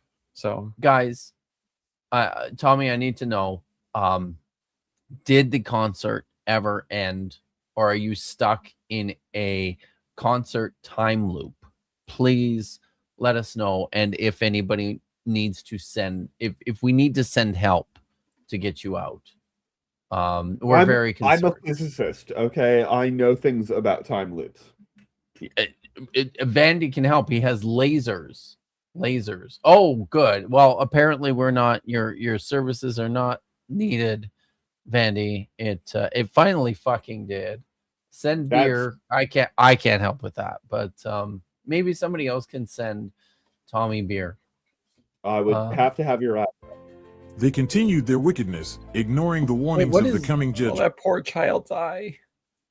All of their God. All of their it- eyes. Like, Choose what is- choose any individual See- person here and look at their eyes. Any eye. We're They gonna change their ways. What did you do? choose an eye. Choose any eye that is on the screen other than this guy. Right? And now They continued their Are there wickedness, animals back ignoring the there? all of those See, that's eyes the probably thing. did something weird. The one that I chose That's the did something thing weird. about the story, right? It doesn't give Yeah. any consideration for children. The implication of the story is that all the adults are evil enough for God to destroy the world.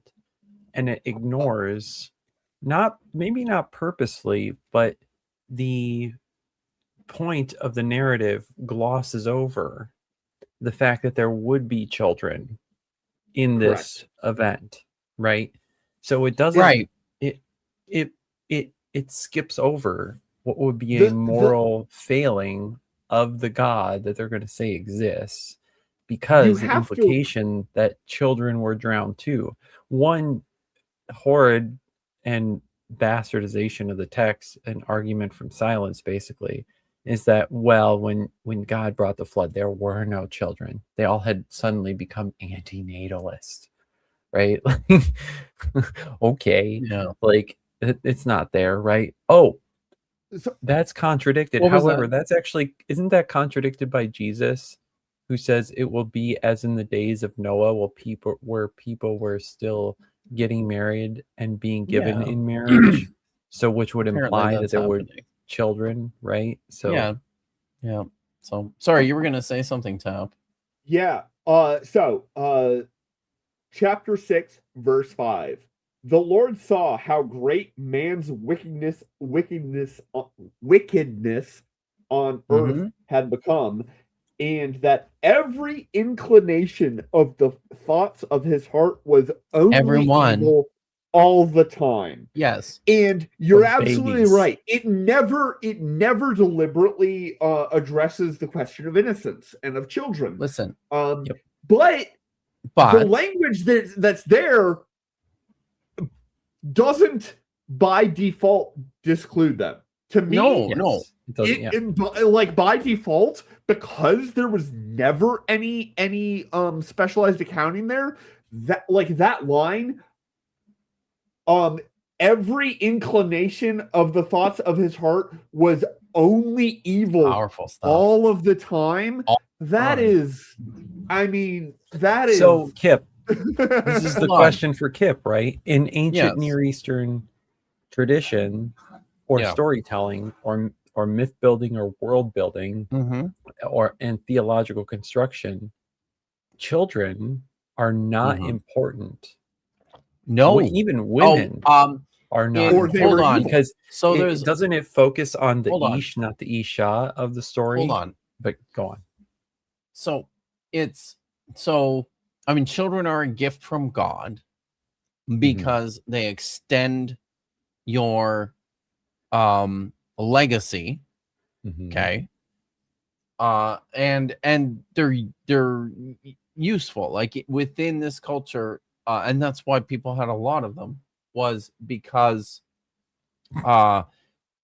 there's shit that needs to get done. So within the ancient Near East, children were just kind of understood to be miniature-sized adults. Yep. So in terms of like the way that we imagine or conceptualize child, like the idea of childhood innocence just wasn't there. Yep. These were, they're like, you have to teach them how to do things, yes, but there's still this built-in culpability. But I was going to say that I think this picture is venturing into like the correct understanding, how we should understand this text, because what we should understand is that at the time of the flood, all children were gingers. Fact, yeah. Yes. So, So they had you no know, souls. It's okay. And, So- yeah, no, Yeah, this is, like, exactly. the paucity of souls is, I think, a really core point here, and that is reflected in the gingerness of yeah. Exactly. And before we continue, I'm just going to address DJ Bunny 162's question here. Why are all the famous women of the Hebrew Bible barren? Because this was the worst thing that could happen to a woman, because a woman's security was ensured through her ability to have children. She is effectively the property of her husband until he passes away, at which point she is then transferred to her, you know, the responsibility for her well-being is then transferred to her children. If she doesn't have any, she's alone and she'll probably die. So it was extremely important that women in antiquity were fertile and productive. Otherwise, they probably would, you know, die early because there was nowhere for them to go. So that is why. We get to press play. Warnings of the coming judgment. When the ark was complete, Noah stood back and Wow, those are some big rivets. marveled at the massive vessel. Hold on though. Like, what the fuck? It's loaded with Gophers. loaded with Those hay? are the gophers. No, those are the gophers. Okay, you can bring up the gopher pictures that we had earlier. Hold on. Do we have? Hold on, I got it. So look, okay, this is a gopher picture, right? That's a gopher picture. And if we go back here, you can see right here at the top, we've got gophers, and here we've got gophers. It's all coming together. Soon, something incredible happened. Animals began to arrive from all directions, lions and lambs, birds of every color, elephants, and tiny insects, all walking in pairs into the ark. The people watched in amazement, yet still, they refused to believe. With their crazy eyes, they watched in amazement. I mean, I gotta say, This is if my eyes were doing the stuff that these people's eyes were doing, then I'm not gonna blame them for having these are- low confidence in whatever their visual senses were delivering. These are some of these are pretty sexy people watching in amazement.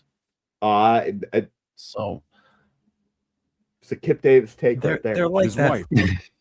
that dude. And they're, guess what, guys? Have you seen a person of color yet? No. Yeah, right I haven't. here. Oh, wait, guy. yes, that guy. Oh, The narrator. Other than the narrator. Only person that's been there the whole time, and you're just dismissing them. How? His 3 sons and their wives entered. God himself shut the door. Oh, wait, hold on. Pause for a second. Oh, my One, God. I one, just two, figured this one, out. three. And yeah, you're right. Okay. All of these kids look like they're supposed to be characters in, like, I don't know, like a JRPG. All of these people look like characters in a JRPG. But you know who these people are, right? You understand who these people are. They're you got Shem and Ham and somebody Yes. else or something like that. I can't remember. Japheth. Japheth, and then you've got the Sarai, Very stern, angry looking Noah and his wife, who is unnamed. All the women To are be not fair- unnamed in the story. To be fair, his wife is unnamed. I thought, no, you're right. All of them are Abraham's unnamed. wife is Sarai. You're right. To be fair, given what he's gone through, I don't blame him for being angry. Like Russell Crowe, right? Right. Yes. There we go. Yes.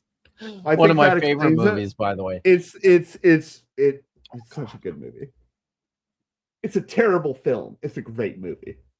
Sealing them inside. Then the heavens opened and rain poured down. The sky, once clear, turned dark with storm clouds. The earth... The arc completely changed, FYI. You don't say. trembled as water burst from the ground, filling the land with violent torrents.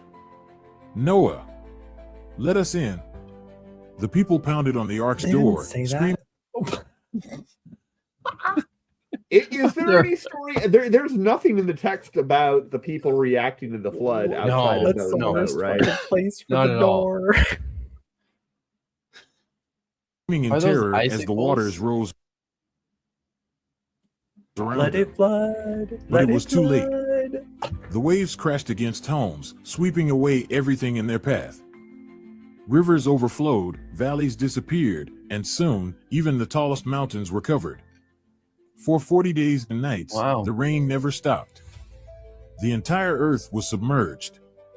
But inside the Oh, ark, it's like Noah this and his one. family This were version of the ark, that version of the ark is very much like a Norse ship. If you ever go to, and everybody should, if you go to Oslo, you should go to the Viking ship museum. It's pretty great, but they look like that. That's what the Viking ships look like.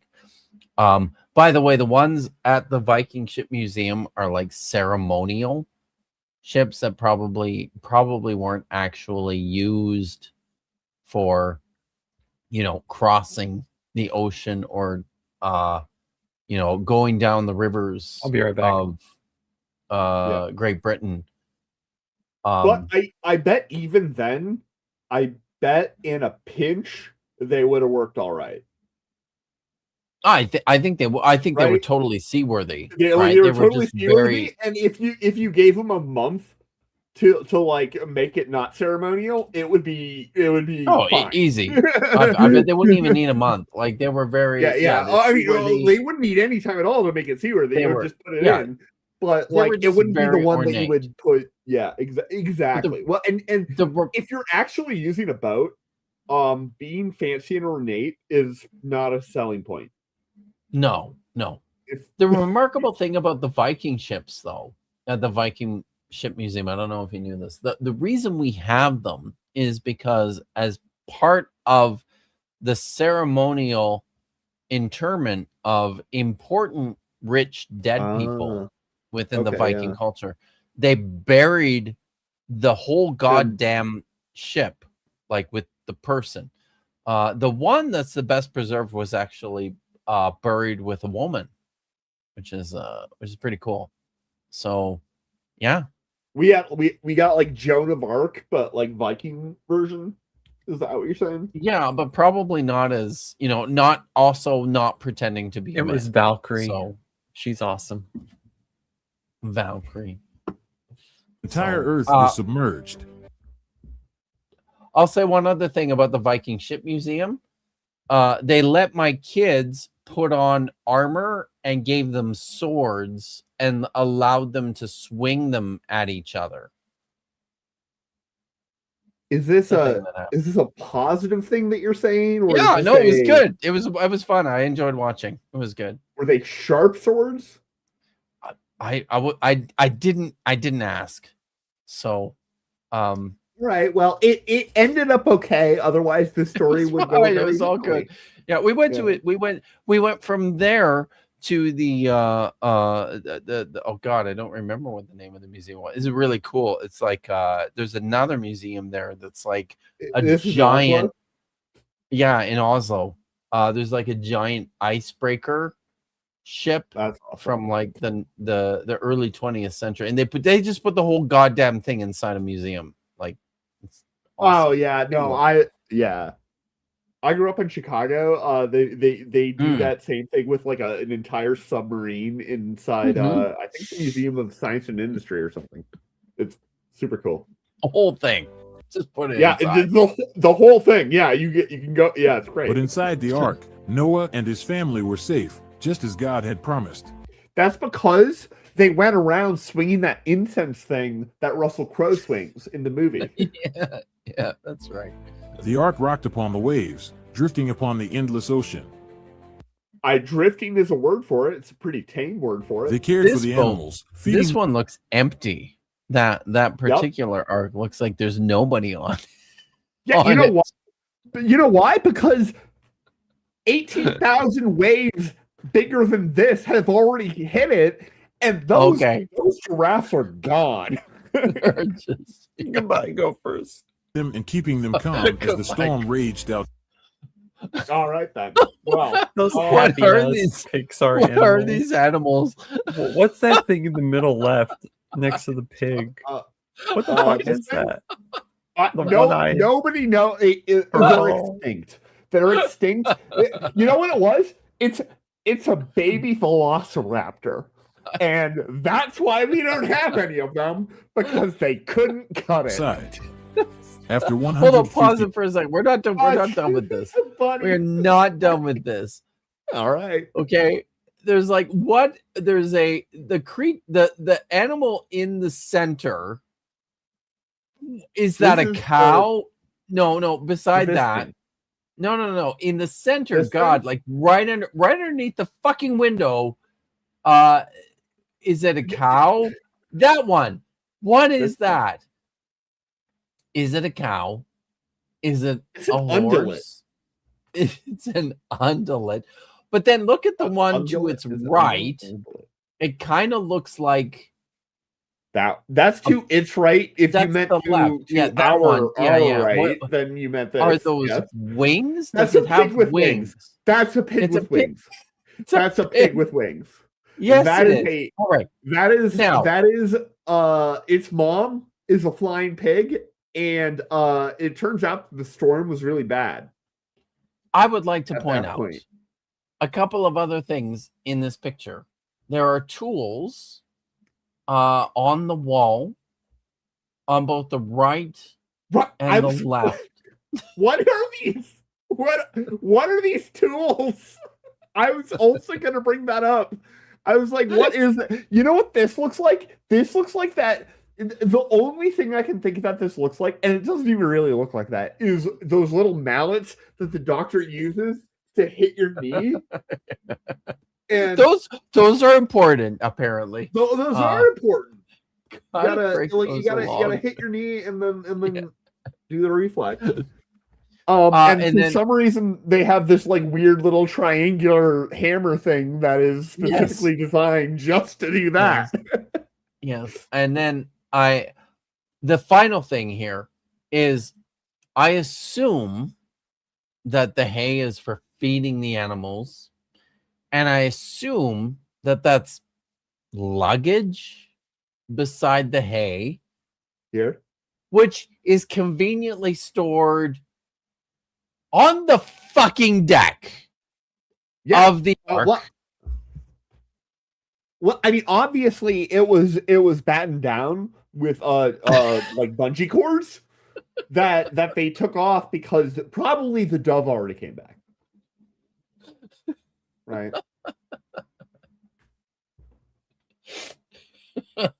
There's a lot of transitional technology. Transitional technology. Yeah, I mean, like this clearly the AI was like, "Oh, that's a little key rack," and then realized, "Oh wait, shit, they didn't have locks back then." Days, the waters began to recede, and the ark came to rest on Mount Ararat. Noah waited patiently. There it is. It's resting on Mount Ararat. Patiently, watching as the floodwaters slowly disappeared. He sent out a raven, which flew back and forth. That definitely That's not a raven. Like That's not a raven. A raven to That's me. a raven. Okay, I know that ravens. I know that ravens are different than crows, but like, if you just showed a crow here, I would not have paused and said that wasn't a raven. I would have just been like, at least it's a black bird. This is not a black bird. Then he released a dove. Also, wait, what? It all right, never mind. But it found no dry land and returned. Hold on. Because I feel like it's worthwhile. I'm gonna pull this down for a second because I do feel like it's worthwhile reading this part of the story because I think there's some things in here that some people miss. Oh God, I'm back in Genesis 2. Okay, I need to get to Genesis 8. Sorry, I'm not sharing it yet. I'm aware of that. I'm bringing it up. It's okay. We all know that you don't really know how to read and that you've always been faking it your entire career. All right. So, shut the fuck up. Okay. So, the fountains of the deep and the floodgates of the sky were stopped up, and the rain from the sky was held back. The waters then receded steadily from the earth. At the end of 150 days, the waters diminished. So that in the 7th month, on the 17th day of the month, the ark came to rest on the mountains of Ararat. Is this? Oh, yes, here we go. Okay. At the end of 40 days now, so you have 150 days, and the end of the 7th month, on the 17th day of the month, the ark came to rest on the mountains of Ararat. Then the waters were continuing to recede. In the 10th month, on the 1st of the month, the tops of the mountains became visible. And then after that, at the end of 40 days, Noah finally, remember, there's only one window in the ark. Yeah, this big. It goes all the way around. Yeah. Noah opened the window of the ark he had made, sent out a raven. Okay. It went to and fro until the waters had dried up from the earth. Okay. Then he sent a dove to see whether the waters. Back, right? What's that? The raven never came back, right? The raven doesn't come back. Yeah. He sent a dove, so the raven is just gone. He just sends the raven out, and it's gone. And he's which like, well, is fuck. why you had to have 7 of all of the birds and shit, because I guess so, otherwise right? you'd be out. He's lost one. So then he sent out a dove to see whether the waters had decreased from the surface of the ground, but the dove could not find a resting place for its foot and returned to him, to the ark, because there was water all over the earth. So it says putting out his hand. Let's see. So yeah, he stretched out his hand and he took it and he brought it to him into the ark. That's my translation of the text there. He waited another 7 days and again sent out the dove from the ark. So it's like the raven just fucks off. Stupid, irresponsible raven, not doing his job. The dove seems to be useful. It seems to be doing its job. So the dove comes back and he waited another 7 days and sent out the dove again from the ark. And then the dove comes back to him again. And there is in its bill a plucked off olive leaf. Then Noah knew that the waters had decreased on the earth. So it's just, I don't know. Botanist on the planet cried out in horror. Because turns out, if you just flood an olive tree, which do olive trees grow robustly in salt water? No. Saltwater is bad for like every. So we have an olive tree that grew robustly enough to like produce a branch that the dove would come off. That somehow the many months of complete inundation of a global flood, which therefore means salt water, was fine with. I just have to point out, yes, Canada Goose would have, probably would have killed Noah and half of the animals before they reached their destination, because those goddamn cobra chickens, you don't fuck with them. Oh man, I don't let them give me shit. Whenever a cobra chicken tries to like give me sass, I go up with it, I get big, and I'm like, you want to fight? I will kick you in your one serpentine head. Here in California, how many of those do you actually? Here, no. Here, I literally never see them, but everywhere else I see them. Oh, okay, all right. But I don't know. This feels like it probably wins the internet, honestly. That's so Raven. Isn't It's a it? dove. I don't know. I mean, it's a dove. Hey guys, we got a read Raid from Mark Reed Atheism. Thank you. Good to see you, Mark. Or as I want to say, oh, hi, Mark. Oh, hi, Mark. He waited another 7 days and sent the dove again. This time, it returned with an olive leaf in its beak. Noah rejoiced, knowing Wait, didn't it already do that? The earth was drying. No. He said the. Never again. I was reading it. Right. That's probably. Okay. Okay. Yeah. That. Will I destroy the earth with a flood? Ah. Noah stepped onto dry ground, his family following. His super hot family. Yeah, Noah is currently level 106. And his wife is probably level 78 or something, and then his children this one's probably only level 16. Right? There's a whole thing. I have no idea what any of that means. Me neither. Offering a sacrifice to God in thanksgiving.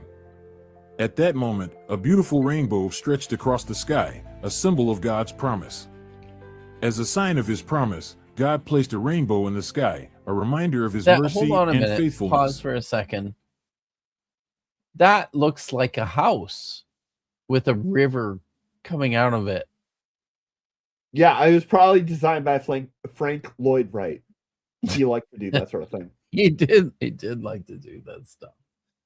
So, he didn't do, by the way, he did not do it by making a house that produced a river. He did it by building a house on a spot where it kind of looked like a river was emerging. If he was ever able to find an underground spring that just came out and produced a river this big, and he was able to build a house there, he definitely would have done it, and it would have been awesome. But I doubt he ever got that lucky. So, fun fact. I don't know if this is a fun fact or not, but there's at least one house in the city of Calgary where I grew up that was designed by Frank Lloyd Wright. Yeah. And it was owned by the parents of a girl in the college and career group at the church that I used to attend. I used to attend when I was a teenager growing up. I attended a very large church in the city of Calgary. And one of the girls in college and career lived in this house that was designed by Frank Lloyd Wright. And it was literally there was a creek that ran through the house. It just went right through it, right? It was right in the fucking living room. The creek. So, yeah, these are amazing. I literally just I googled Frank Lloyd Wright. This is one of this is the related pictures of this picture. This is one of, if not his most famous house. It's probably not the one you're describing. I don't know where this one is. If I had to guess, I'd say I don't know. Northern California, probably, right? I feel this one I feel might have been in I don't know. Yeah, I don't know, but Frank Lloyd Wright, if you hired him to design your house and that you bought the house, it was all done. 2 years later, he literally did this. He would find a thing that he thought was oh, if I was designing the house, I'd put this in that room, because he also did the interior stuff as well. And he would he would buy expensive art and then just bill the person without asking permission. He's like, oh, I found this thing. It should go in the house. I bought it. I've sent it to you. But they got billed for it. Now, to be fair, if you were buying an original Frank Lloyd Wright from Frank Lloyd Wright at the point in his career where he started doing this, you have enough money. Definitely. But it's also, it's like the man did not, he was not a normal person. He was one of these like art savant sort of people, and his gift happened to be this particular style of architecture, which really is it's beautiful. It's beautiful. His work is objectively impressive. Objectively, so I don't know how. Yeah, it's like there is one architect that I think is just like uniformly even more amazing, and you should not come to me for architecture advice, and that would be Gaudi in Barcelona. Yeah. Okay. And if you've ever visited Barcelona, you'll understand why. I've never visited Barcelona, but I'm interested to know. There is a cathedral that's being built there. Did he design the cathedral? Yes. He designed the cathedral that is being finished this year or next year. It's finally going after to be 150 years or something. Yes. Right? It has been under, and because like how many projects do you see nowadays that are under construction for 100+ years?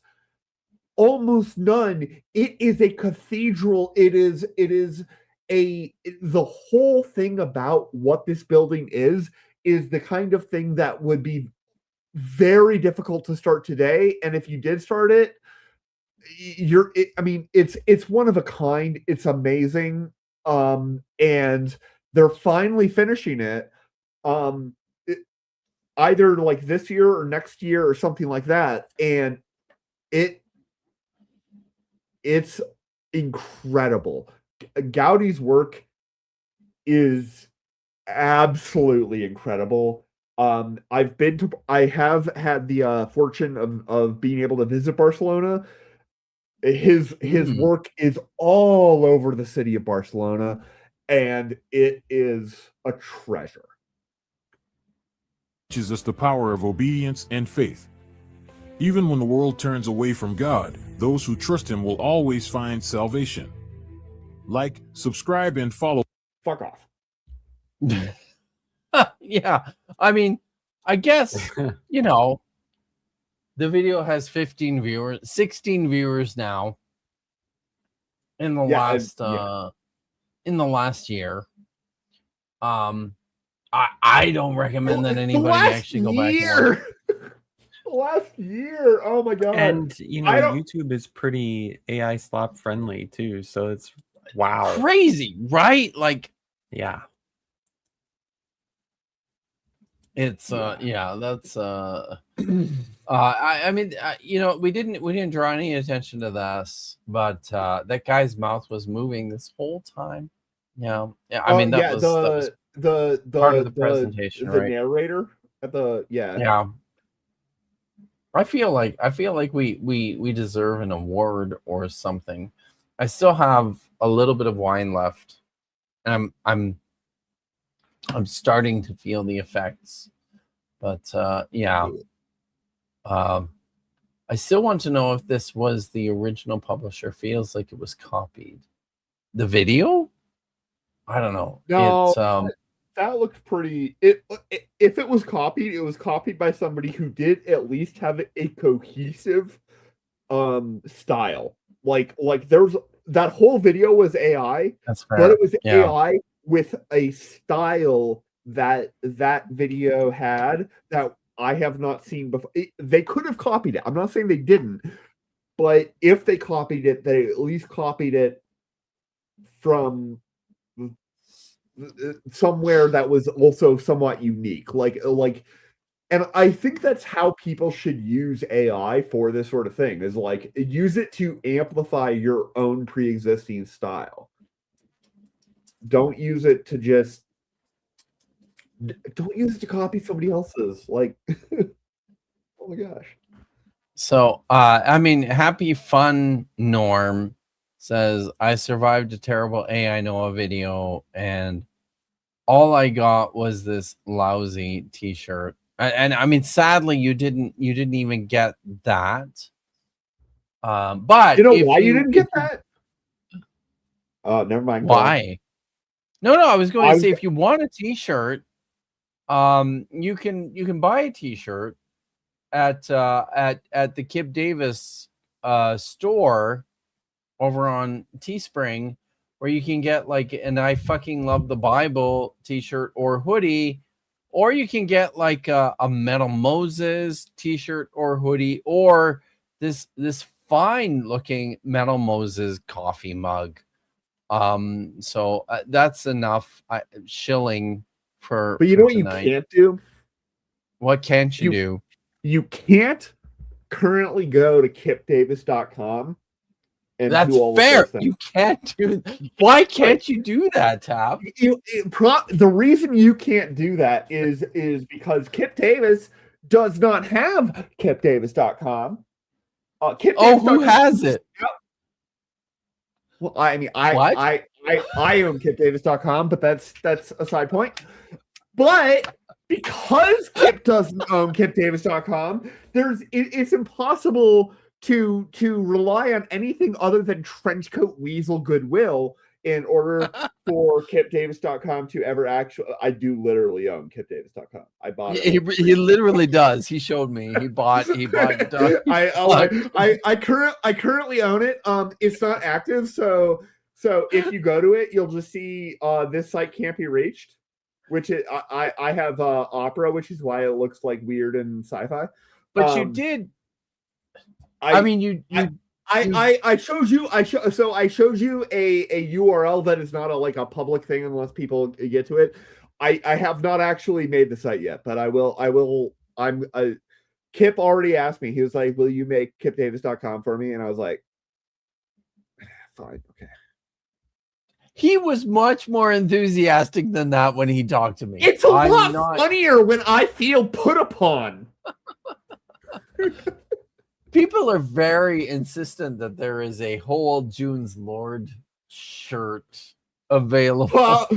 Well, June's Lord. There we go. We can do it. We can. So I think. Did you buy it for good or for evil? I think no. this is a question for you, Tam. I thought you were going to say, did I buy it for good or temporary? I own the rights to kipdavis.com for at least the next 5 years, because when you buy a domain, you buy it for like a certain period of years.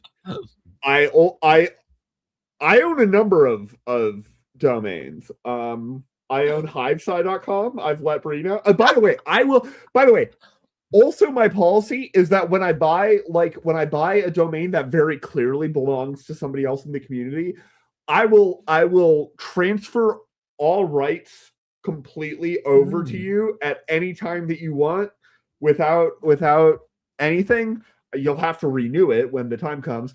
But I'm not doing it to try and I'm doing it because we live in a world where buying a domain and reserving it so that a random company doesn't buy it is like a legitimate good thing, because like if I had a kid and my kid was Optimus Prime Jemison Vandegraaff, I would buy Optimus Prime Vandegraaff. Like when they were named, I would buy that, and I would have to reserve that, and it costs like $3 a year or something like that. So it's not expensive. In answer to Petite Flowers 5259, the answer is no. The answer is no. Okay, all right, good. To I know. did. I that is a perk.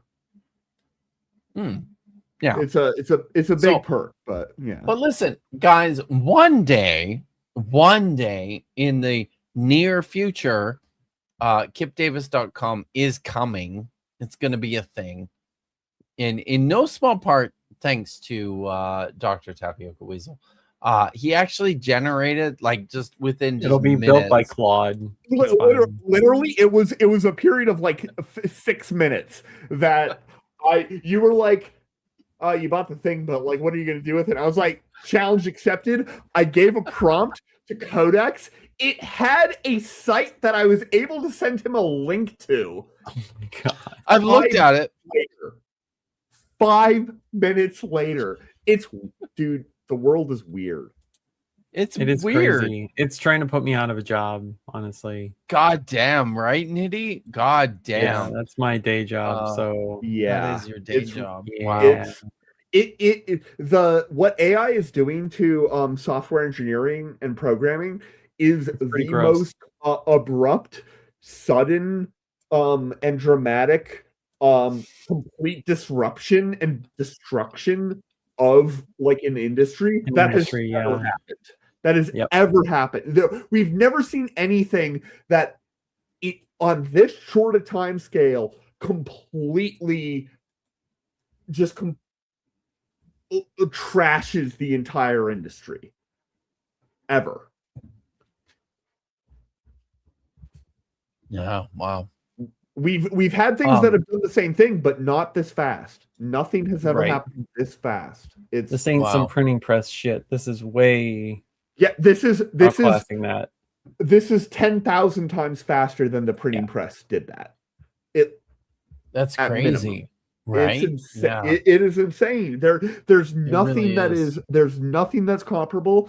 The closest thing would be probably the destruction of the newsprint industry, and that took 1,000 times longer because it took 10 years for the internet to do the thing. Okay, maybe not 1,000 times longer, because I guess the AI thing is taking 2 years to do something that took the other thing 20 years. There's nothing comparable.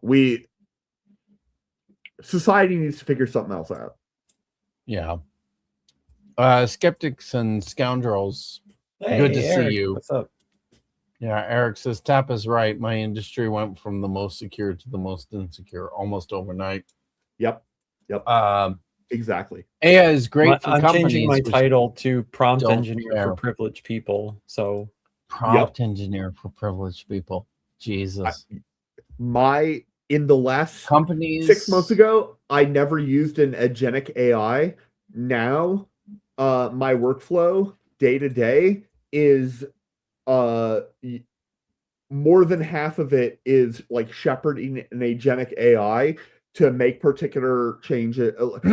Part of this is on the way that I have sort of taken over the code base in my lab, but it's not optional anymore. It's not optional. Oh God, right? It's crazy. yeah, you have to know at least something. Be right back. Okay. It really is crazy. I think that doesn't mean that you should hate it and be scared of it. It means that it's real, and you have to understand that you're living in a world where this is suddenly like a thing that matters. There are not every industry is vulnerable to this. Carpenters are not vulnerable to this. Right? Yes. Like for if you do something where like having good hand skills matters other than typing, you're probably AI is not taking your job this decade. Like next decade, I don't know. But I mean, like in like translation, until they can inject that shit into functional robots, right? Yeah, until they can make it like until you can literally have an android that has the same dexterity. Nobody can predict a real asshole client. So correct. Yeah. So I had a question actually about this. I think I even contacted you. You asked me. You were like, stream, "You want to talk about ChatGPT?" And I said, "I love ChatGPT." And the answer is yes. One of the what was your question? Listen, one of the reasons I asked you about this was because there's another creator out there who is a legitimate like PhD and teaches courses at like a university, but then also ostensibly is and appears to me to be entirely reliant on ChatGPT for producing any sort of meaningful thought, content, idea. So do they teach biology, anthropology, and psychology and sociology? I'm not saying anything. I'm just putting it out there. Okay. So Tap, I know that you have conversations with your chatbot. Yeah. Yeah. I don't know. I was interested in that. Like, so here's what I will say. It is a competent enough and knowledgeable enough black box resource that you can send things that you say to, and it will send things that in response back. And everything about that you can treat as a black box, but the things that it sends back are insightful enough about physics that it is useful to have a back and forth conversation with it. If I gave ChatGPT the prompt to every test that I took in my entire academic career, it would probably score better on the whole than I did. Okay. That is partially because the things that we are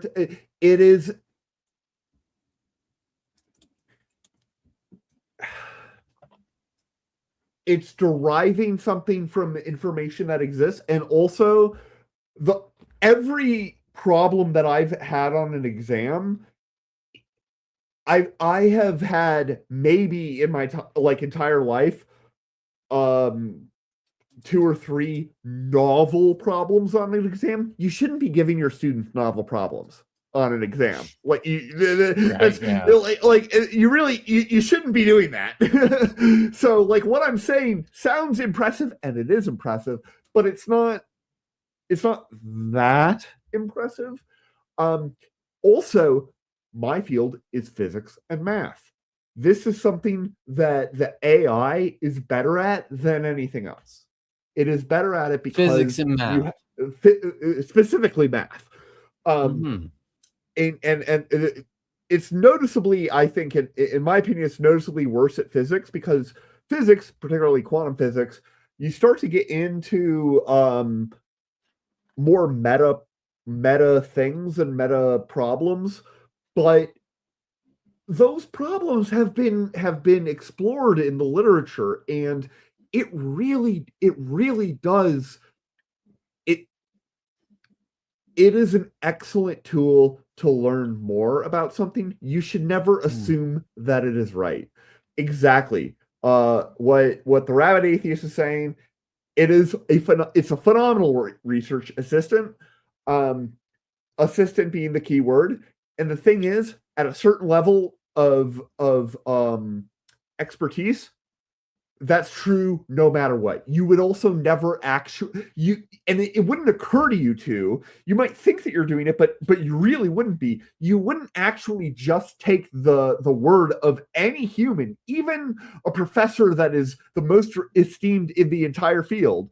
You wouldn't actually just take that as gospel truth. You would process it, and you would think about it, and you would react to it.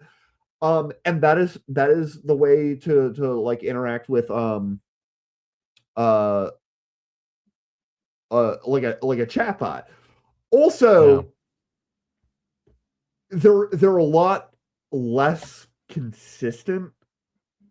Like if you talk to a physicist that has a background in a particular field like quantum mechanics or something like that, they're going to be fairly consistent, and they're also going to be a lot more comfortable saying I don't know. Chatbots are not that great. That's something that they are working on. But it is there is sort of this like X factor to it, but they're full force multipliers. They are tools that allow you to process a lot of information, sort of compile it in a way where you can then kind of have your eyeballs look over it and be like, okay, So I'm able to like come to some conclusions from this. It's Yeah. not the same as if I went through it all by hand myself, but yeah, particularly once you know how to tell them, like, okay, every time that they sort of talk about this concept in a way that seems, wishy-washy, and be really liberal about that, it'll give you 50 responses, 49 of which will be false positives. 40 of those false positives, when you're looking, you'll immediately be like, oh, that's not what I meant. 10 of them, you'll be like, oh, well, hold on. Let me read that again. 9 of those will still be false positives, and 1 of those will be a thing where you're like, oh yeah, no, that author just did straight up make that mistake. They did make that typo. right. That like this doesn't follow, and what you're able to do is you're able to like zero in on the thing. It could be that there was another thing that you would have zeroed in on that you totally missed, but you're able to do all of this in one afternoon, and it would have taken you a week. So, yeah, I know that. I don't know. I'd be interested to hear you weigh in on this, Nitty, because I know both of you guys use bots and like professionally, like use them within like to perform the actual goddamn fucking work that you do, that you get paid for. So I don't know. You gotta review it. Gotta review it. Oh my god. People that don't review what the bots do, those are the worst, and those are the problem. Yeah, talk to me, Nitty. I mean, yeah, Copilot in particular usually does okay. But yeah, you definitely have to check its suggestions every time, or you can end up with just code bloat, or oh my god, it's so bad. Or it's taking into consideration things that you are already accounting for in your application. Right. So it reinvents helper functions for things that you already figured out. Right. Or it doesn't know like So an that's how. API contract that you've already established and won't be invalid. So like it asks you to like basically develop extra shit that you should never have to actually put in, because the relationship of what you're making to what it's asking for. Now, granted, it is nice that it asks to keep your app secure, right? So, that is what it is. But it literally is asking you to make changes that would be completely unnecessary if you've already understood what you were coding and developed it up to that time accordingly. So yeah. Now, it can bloat, it's annoying, but it's not the worst. Now, I do think one of the things, and I'm hearing this from both of you guys, is that it feels like there are certain tasks and certain disciplines within which AI works more effectively than in others. Yes. Like, yes. Right? Yeah. I would not, if you are talking to an AI as a therapist, don't do that. Don't fucking do that, right? if you're asking it for completed legal things that are not going to be reviewed by a human, don't do that either. Frankly, don't do anything. If it's a situation where you're putting your reputation on the line, then your reputation is on the line, not the AI. People, if you use AI badly to do something professionally or just something for your reputation, and it goes horribly wrong, you've messed up. The AI has like also messed up, but nobody's blaming the AI. Like, you're not going to be able to sue the creators of the AI. Don't do that. You have to review it. Who watches the Watchmen, right? It's the same with what I said about exactly. It's the same thing that I said about like Bible AI, right? Like, here's the thing that I would say, like, so Petite Flower is saying talking to literally any human is better. What do you mean? Do you mean like if I'm saying I want to refactor my code by moving I want to move this function from this package to this package, I need to update all references in the code base to do a thing, and I also need to add documentation for this thing, and I need to change this one thing about the logic, and I need to also ask if that's going to have downstream consequences. Right. The AI is an amazing tool for that. It's an amazing tool really for that. is. And let me tell you, I know one person on the planet other than me that I could confidently go and just ask that question to, and they would be able to figure it out, and it would take him several hours. Because he doesn't have because he doesn't have the only human that has all of the knowledge to be able to do that in less than several hours is me, because I wrote all of that code. But the AI can read all of that, and it can because what I just described, moving a function and adding one particular small like functionality, those are actually very easy tasks, but they have a lot of little persnickety details, and AI is great when you make sure to put your hands on your hips and glare at it. It's great at the persnickety details. So now, I mean, I guess I'm thinking in particular here, like I've seen, people attempt to use AI to perform global functions for like sociology or psychology or like anthropology. That feels like a bad idea, right? Right. Yeah. Those concepts are too complicated. There's too much context. And context limitation is the word of the decade for AI. They have a window. Right, and it'll tell you.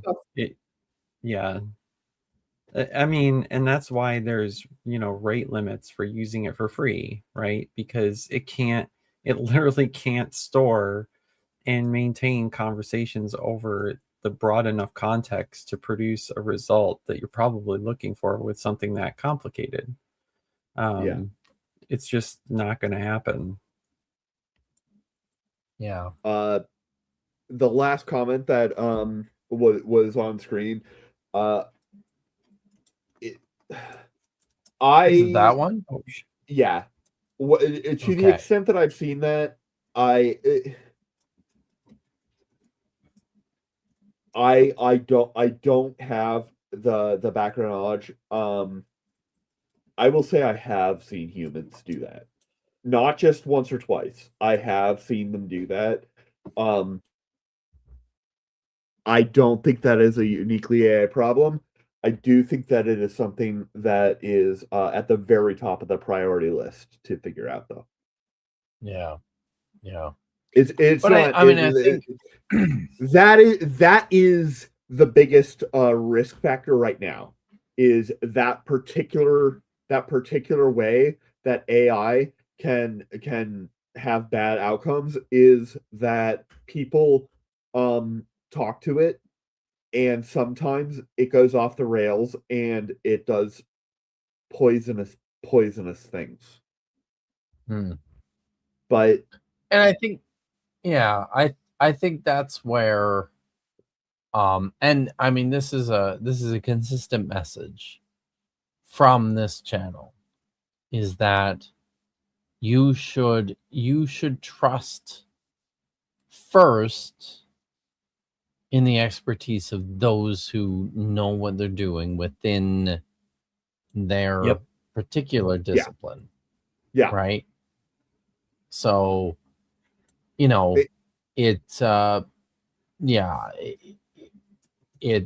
guys have been very good at like showing and exemplifying functional uses of AI and the chatbots professionally in your fields. Yep. But then that's not the universal experience. It is absolutely across the board, right? Like, it's actually not too bad for particular well-documented centuries or millennia long debates. Just saying. Yeah, right. It's not too bad about that. The more information it has to work with, the better it does. Yeah. Oh, yeah. Okay. Like the Euthyphro dilemma and stuff like I talk about all the time. It's pretty, like it understands, like you can have a debate with the AI about the measurement problem in quantum mechanics all day long, and it's going to be something I would never do. It's gonna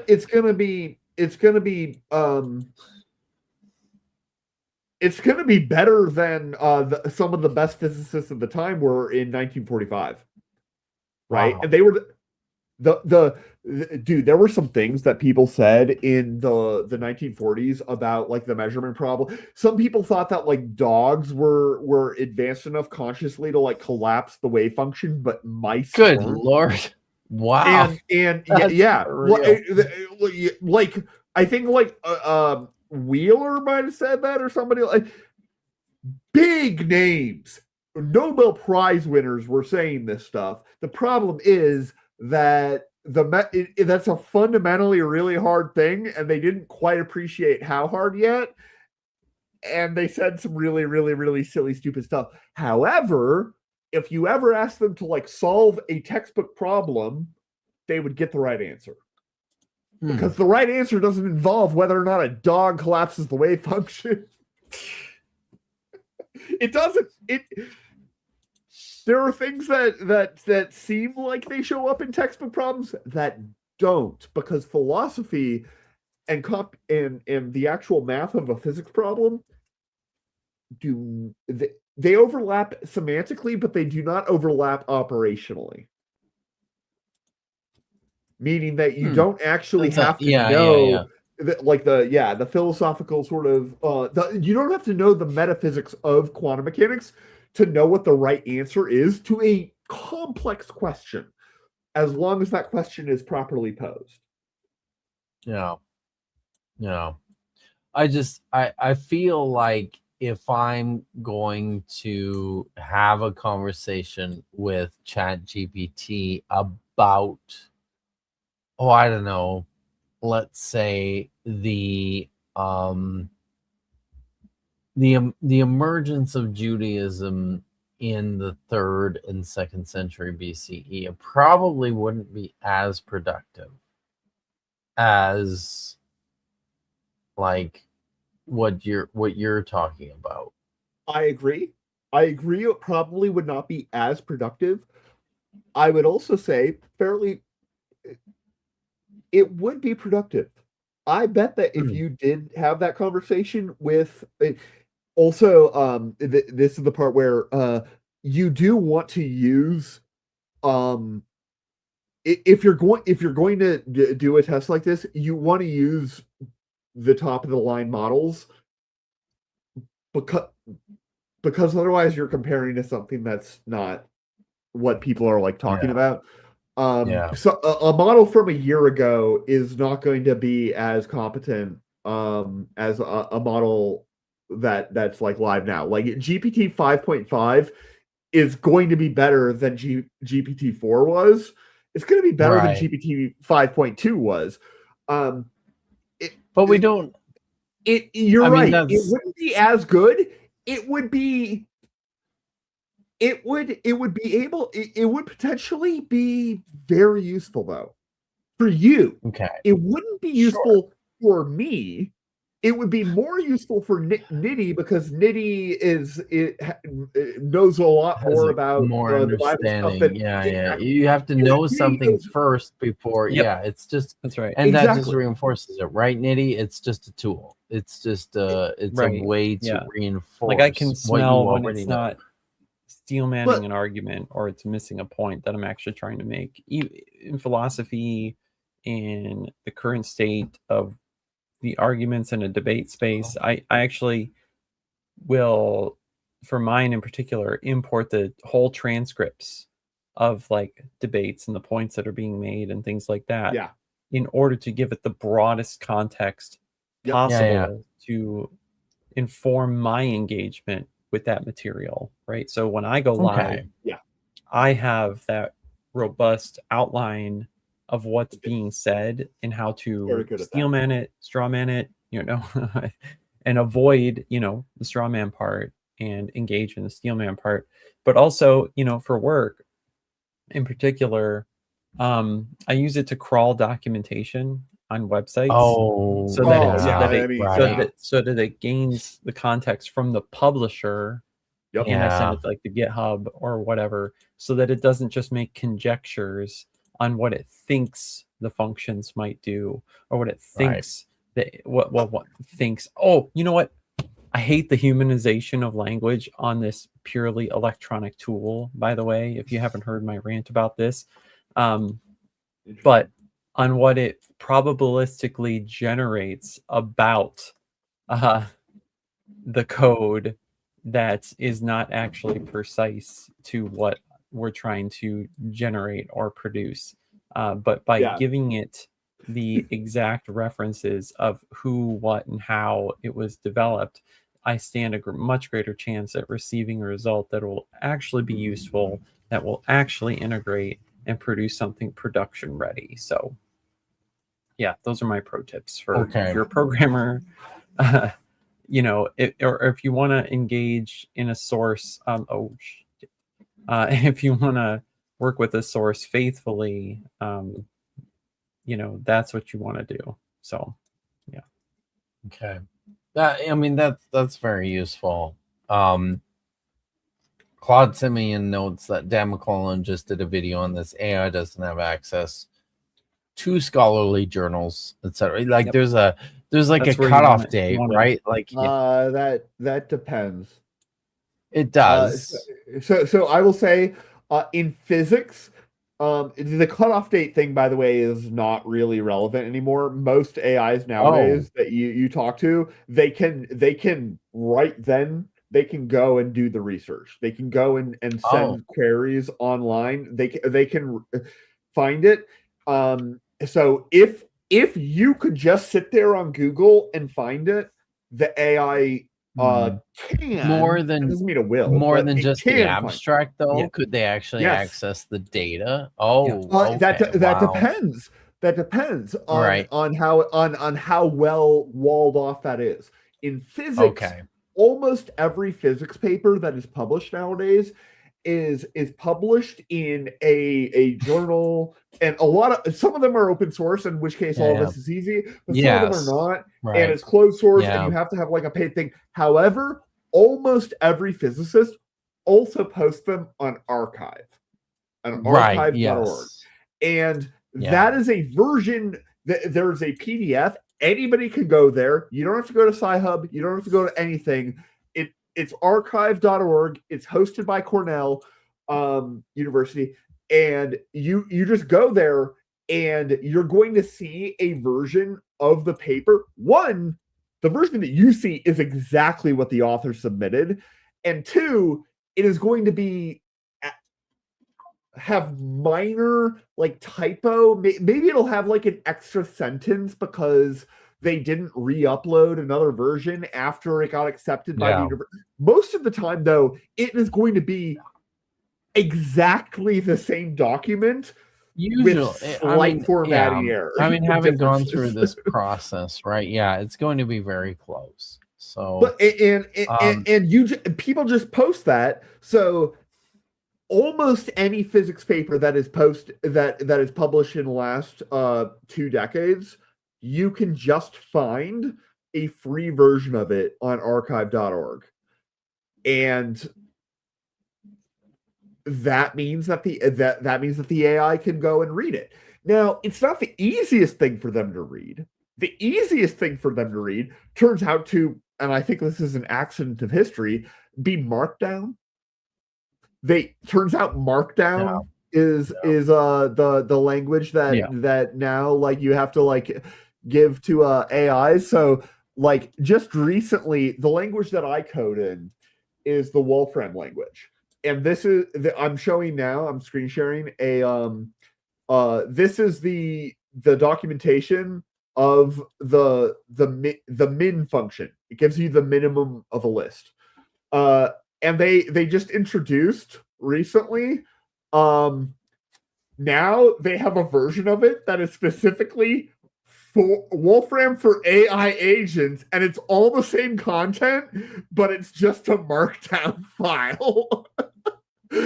So when the AI goes to it, it sees this, and it doesn't have to go and parse out this. Okay. Right. And that's like just it. Now, does that mean that Skynet is taking over? Yeah, Skynet's definitely taking over. All you gotta do is rewrite your book in Markdown, and then we'll all have this true fact. To be clear, by the way, you don't have to rewrite your book in Markdown. If you give me 10 minutes, I can have an AI import your PETA. I can have an AI rewrite your entire book in Markdown. Oh, what's that going to do for me? Or nothing. So wow, it's gonna make it easier for AIs to digest. And do you remember several months ago when I gave an AI because you sent me the PDF. You sent me like the PDF, like the raw PDF that is not publicly available. Don't at me, people. Of your book, and I handed it to ChatGPT, and I was like, read this and analyze it. I do, and it came back, and you were like, "Holy shit!" Yeah, no, it was very good. It was yeah. And the reason it was good was not because it understood the content well; it was because it understood the vibes. That was why it was impressive, right? Because absolutely. It understood that you were like, it wasn't about like a list of facts. It was about a list of facts in the sassy way that you present them, and you're like, this is like these are the pressure points that I'm going after. There is a reason that I started my book with a chapter about a giant penis. Giant penis from Bill Maher's Religions. Yes, it's true. I did start the book with that. It was it kept Vandy reading, so and I barely know how to read.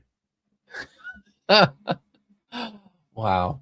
Well, look, I mean, it's late, and it is late. This has been fun. Yeah. And I appreciate it, guys, because like it's a it's a contentious issue, and I think it's nuanced, and it's not always the same depending on what you're talking about. And I appreciate it because I'm going to get a lot of blowback from people about just the usage of generative AI generally. And then I know guys like you who just, yeah, for your fucking job, you have to use it. You have to understand it and engage with it and like figure out how it can help you. So yeah, I appreciate that. Yeah, So, and it really does make me more productive, right? Yeah. So I asked it the other day, like, so I had to, for like a assistive technology task, right? HTML tables. They're like the most nightmarish thing to adapt to mobile, Sounds right? miserable. For or 400% zoom on a screen is like what passes AAA accessibility guidelines internationally. And so they're just a nightmare because there's a guideline that's like you can't make the user have to scroll down and sideways bidirectional to understand your content. And so what I had the language model and Claude basically do with me was take this raw output from a content management system, which thank God was in JSON, and adapt it to both a table for regular average normative user presentation and parse it back out to be accordions for mobile or zoomed representation. That would have taken me forever to do by hand, to step through And it this would have been object boring. and say, oh and it God, would have been yeah. boring. It would Which have makes it been even harder boring. to It would have do, been right? What's even better is that it knew to null check when to null check when I would have probably missed it. Right. And so even if it got that skipping wrong, fail cases for me ahead of time.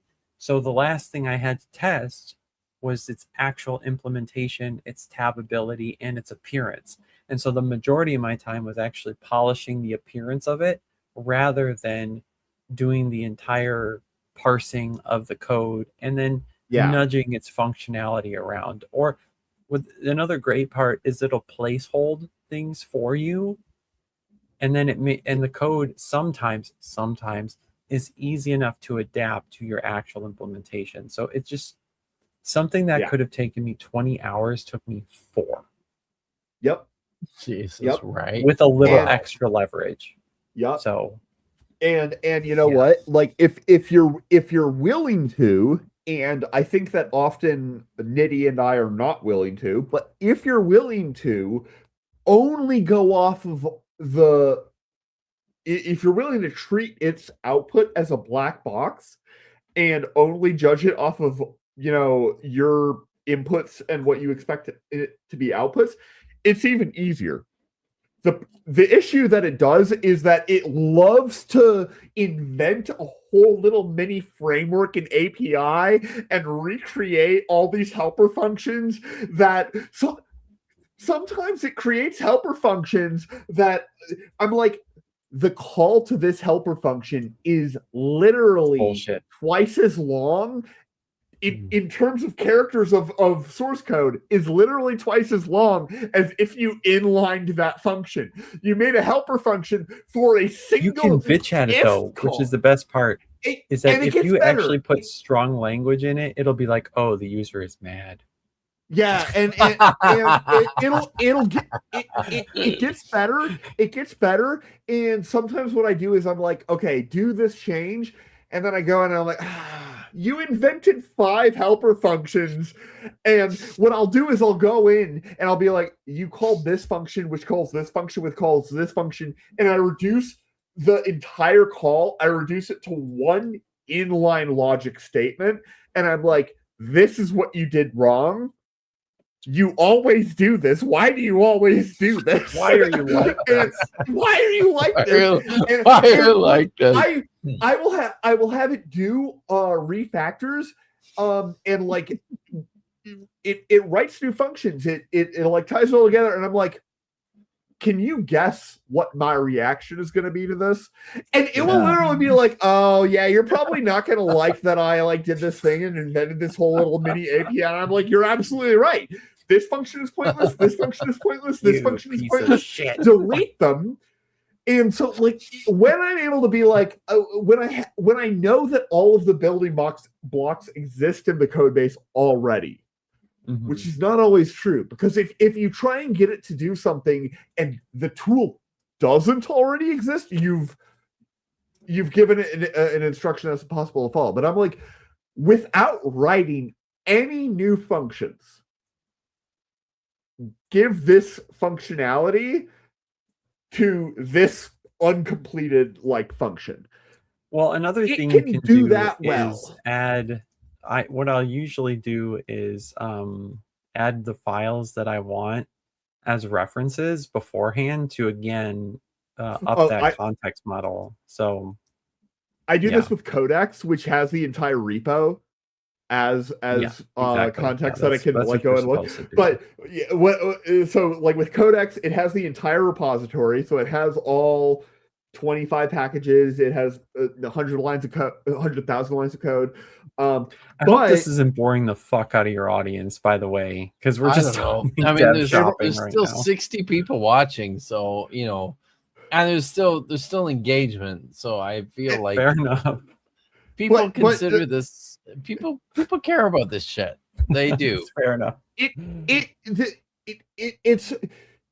I mean, it's going to affect the landscape of YouTube and everything else, right? And biblical studies too, right? Like eventually, it's going to affect everything. It's going to. This is not the last thing that I can compare this to would either be the emergence of smartphones or the emergence of the internet. Those are the only two things that I can like compare it to at the magnitude in the last implication, and impact on everything really. Yeah, and it really is huge. So it's wild. Like I mean, I don't know. In terms of, well, with my own experience, right, in terms of biblical studies, I thought at one time, you know, this could be useful in just making. I was writing all the translations for texts in the book, the last book that I published. Yep. I was writing those all by myself. It's time consuming. I was I could use just a leg up to give me, you know, a template, right? And I honestly, so here's what I did. I started using it. I started using chat to work through some of the larger blocks of translation. But the thing is, you input the text and then you specify exactly what you want. Usually the very first thing that came back to me was a published translation. And I'm like, well, no, I don't want that, right? Yeah. I don't want that. I want something different than that. So I have to be very specific about what I want. And then it would come back at me. And as somebody who knows what the fuck he's doing, I'm checking the work of the chatbot as I'm going through. But after a while, I was like, well, you're just making shit up now. Yep. Like you're not. I can believe that. You have to I was just like, well, I mean, this is so. It was like it was surprising me. It was somewhat helpful, I will say. It was in an extremely limited sense. So you're right. Yeah. You are the use case. So for the task that you were asking it to do, you are the absolute hardest audience that exists. Yeah. There's nobody on the planet other than your colleagues in the field that are and all of them are worse than you, obviously. That are equally skilled at understanding that this isn't up to your standards. It isn't. Yeah. It is trained on your work and it's trained on their work. It's also trained on the entire rest of everything.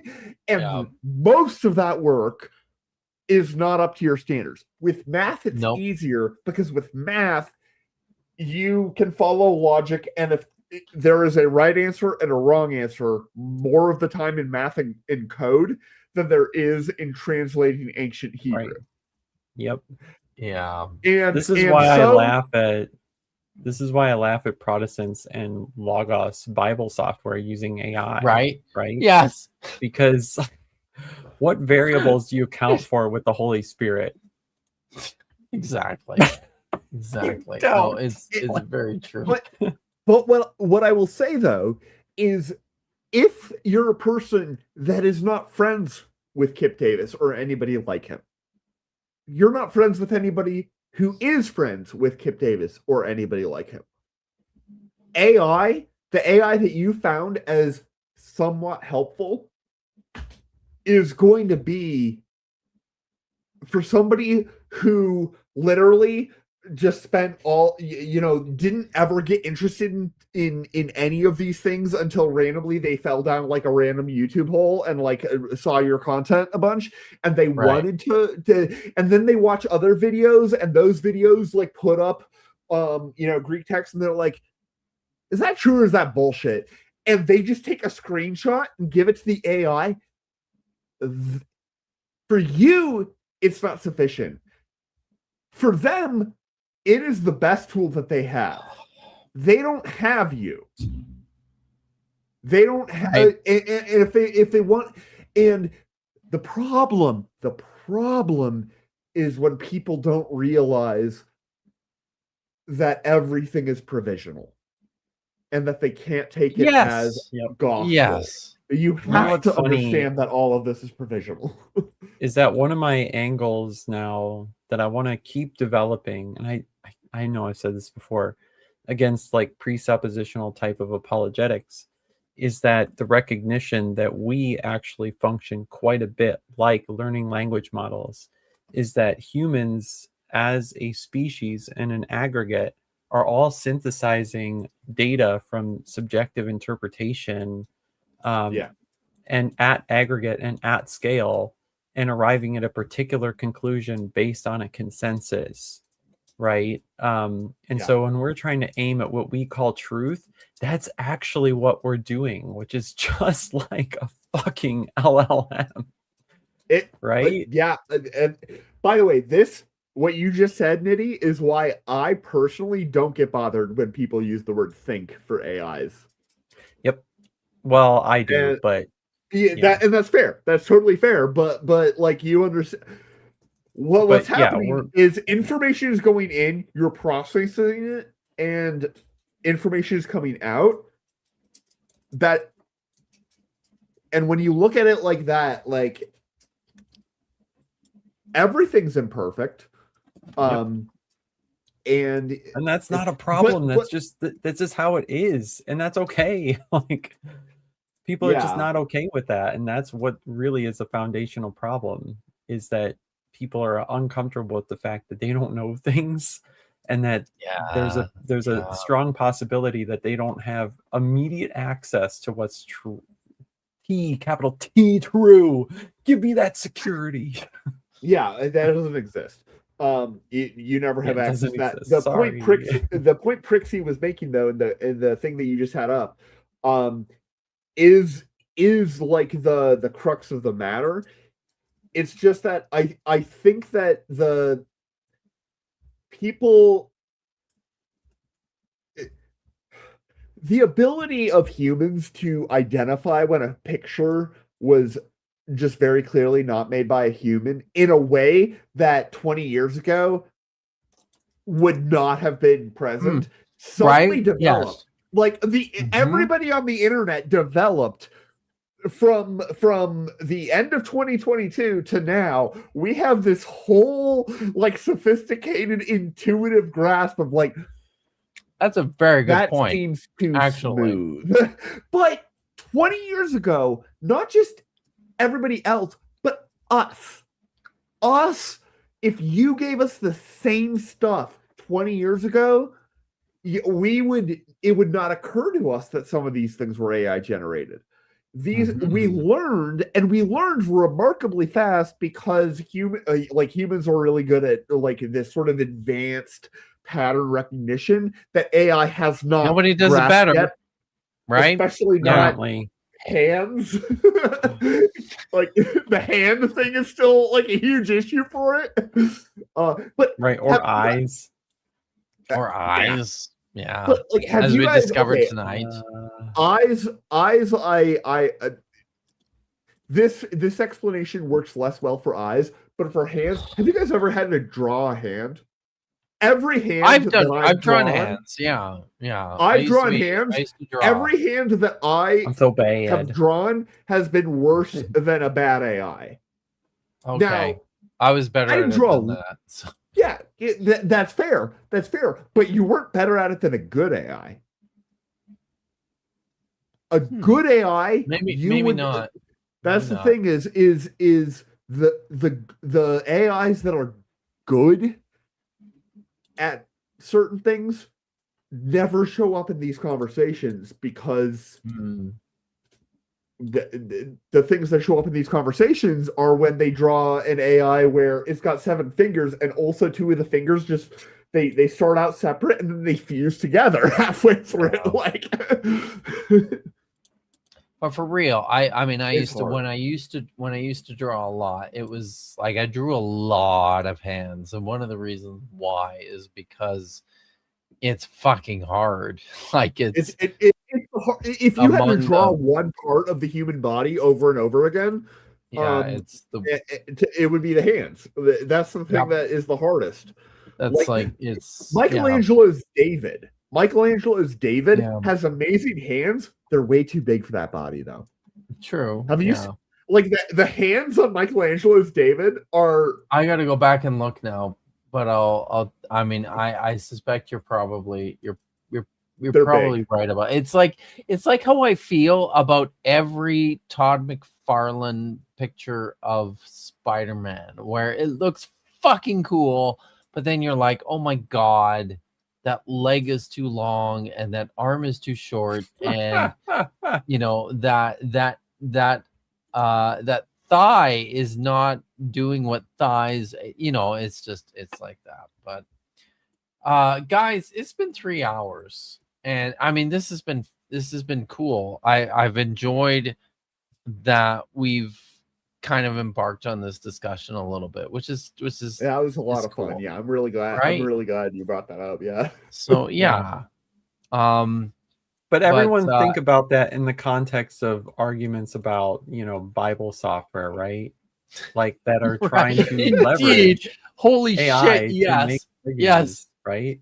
Logos And Bible doctrine. software has basically like generated their own large language model to work within their own system, and right, which is essentially like their own doctrinal box, right? yes, just like Eric Hovind,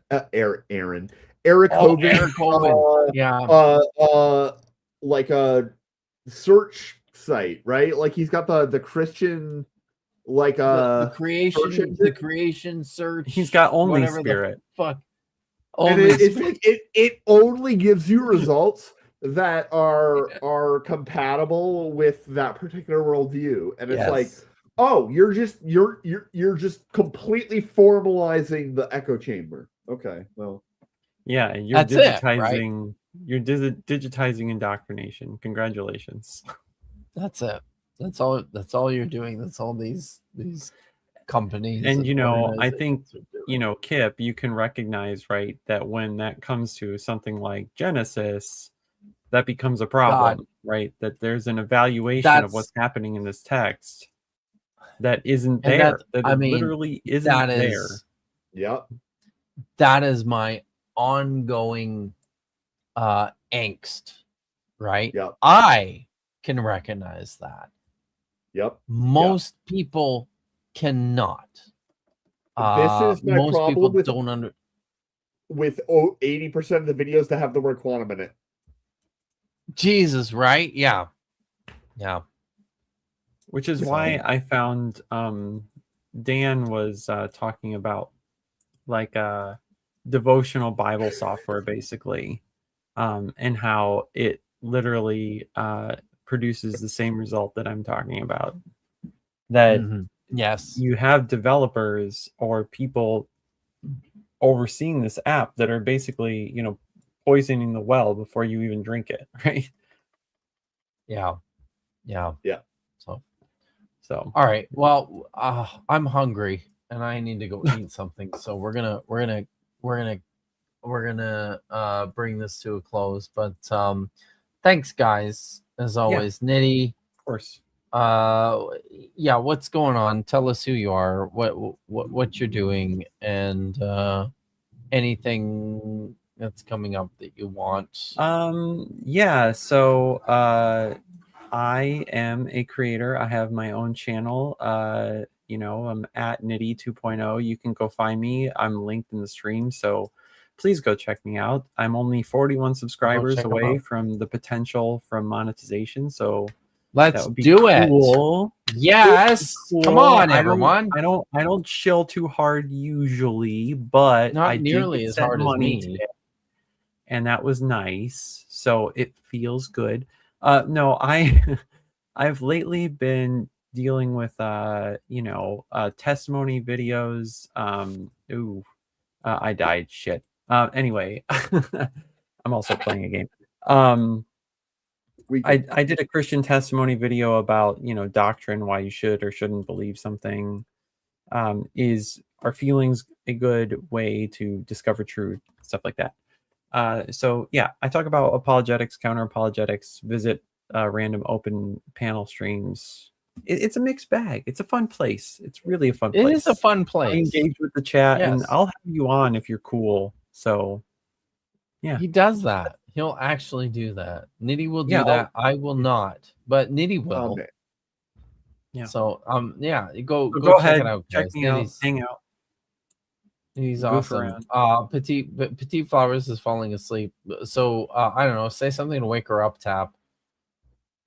So quantum mechanics secretly gives you the key to immortality. Okay, fuck that. Where I mean, do you do anything useful? No. Okay. And there's no Bad Science Sunday tomorrow. There is not. And probably back next week. Yes, but as far as I know, where you will. I have already agreed to be. Well, I mean, my agreeing to be on Bad Science Sunday is by default. Yes. Yes. Last week I specifically was unavailable, and I made that point. You were. And tomorrow I know that Maya is unavailable, so we will not have Bad Science Sunday tomorrow, but we will be back next week. Hey, I was on Bad Science Sunday last week because you weren't. What the fuck were you doing last weekend, by the way? We were not sure. I thought you were like on a holiday. Maya thought you were like playing with fucking lasers. What was that about? I was preparing for Journal Club. I always prepare for Journal Club on the weekends. And so I needed time to prepare for Journal Club. You don't, because you're always on Bad Science Sunday on Sunday night. So I know that's just not not that. Not that. I don't do Journal Club every week. I do Journal Club once every like 4 months. Okay. Nitty just won. He did. Yes. Yeah. We killed this bullshit at the last second. Yeah. But so Very I nice, knew guys. I had Journal I Club. rolled a 3. And God damn it. I wanted to have. I knew that I was like, okay, I need to go into work. I need to like go into my office and like do all the research and like figure out what I'm going to talk about for Journal Club. And I knew that I wanted to not also have. Yes. I was taking care of myself. Okay. Journal Club or Gerbil Club? Journal. Journal club. Okay? The gerbils are not allowed outside of my rectum. All right. Okay. All right. So Let me rings the gerbil deep inside of Mr. Slave. Okay. So I will be back on Thursday for another edition of Kitty Antibreed where we read Hebrew with a special guest. And on Thursday, my special guest will be Rabbi Chana, that rebel rabbi, and we will be reading Zechariah chapter 6. However, Thursday is the only thing I'm doing this week. There will be no stream on Friday, which is odd, but that's what's happening. So I'm taking the whole weekend off. I'm not going to be doing anything on Dapper's channel on Saturday. It's just going to be a clear weekend for me. But listen, when I come back I mean, I'll do another Kitty Anti-Breed stream, and then we'll do another budget scripture Saturday stream in 2 weeks. But before that, on July 10th, when I come back, I am very, very excited that I will be joined on Friday afternoon, July the 10th, by CJ Cornthwaite, friend of the channel, who runs an amazing biblical scholarship, deconstruction, counter apologetics platform on his own. Well, it's so great?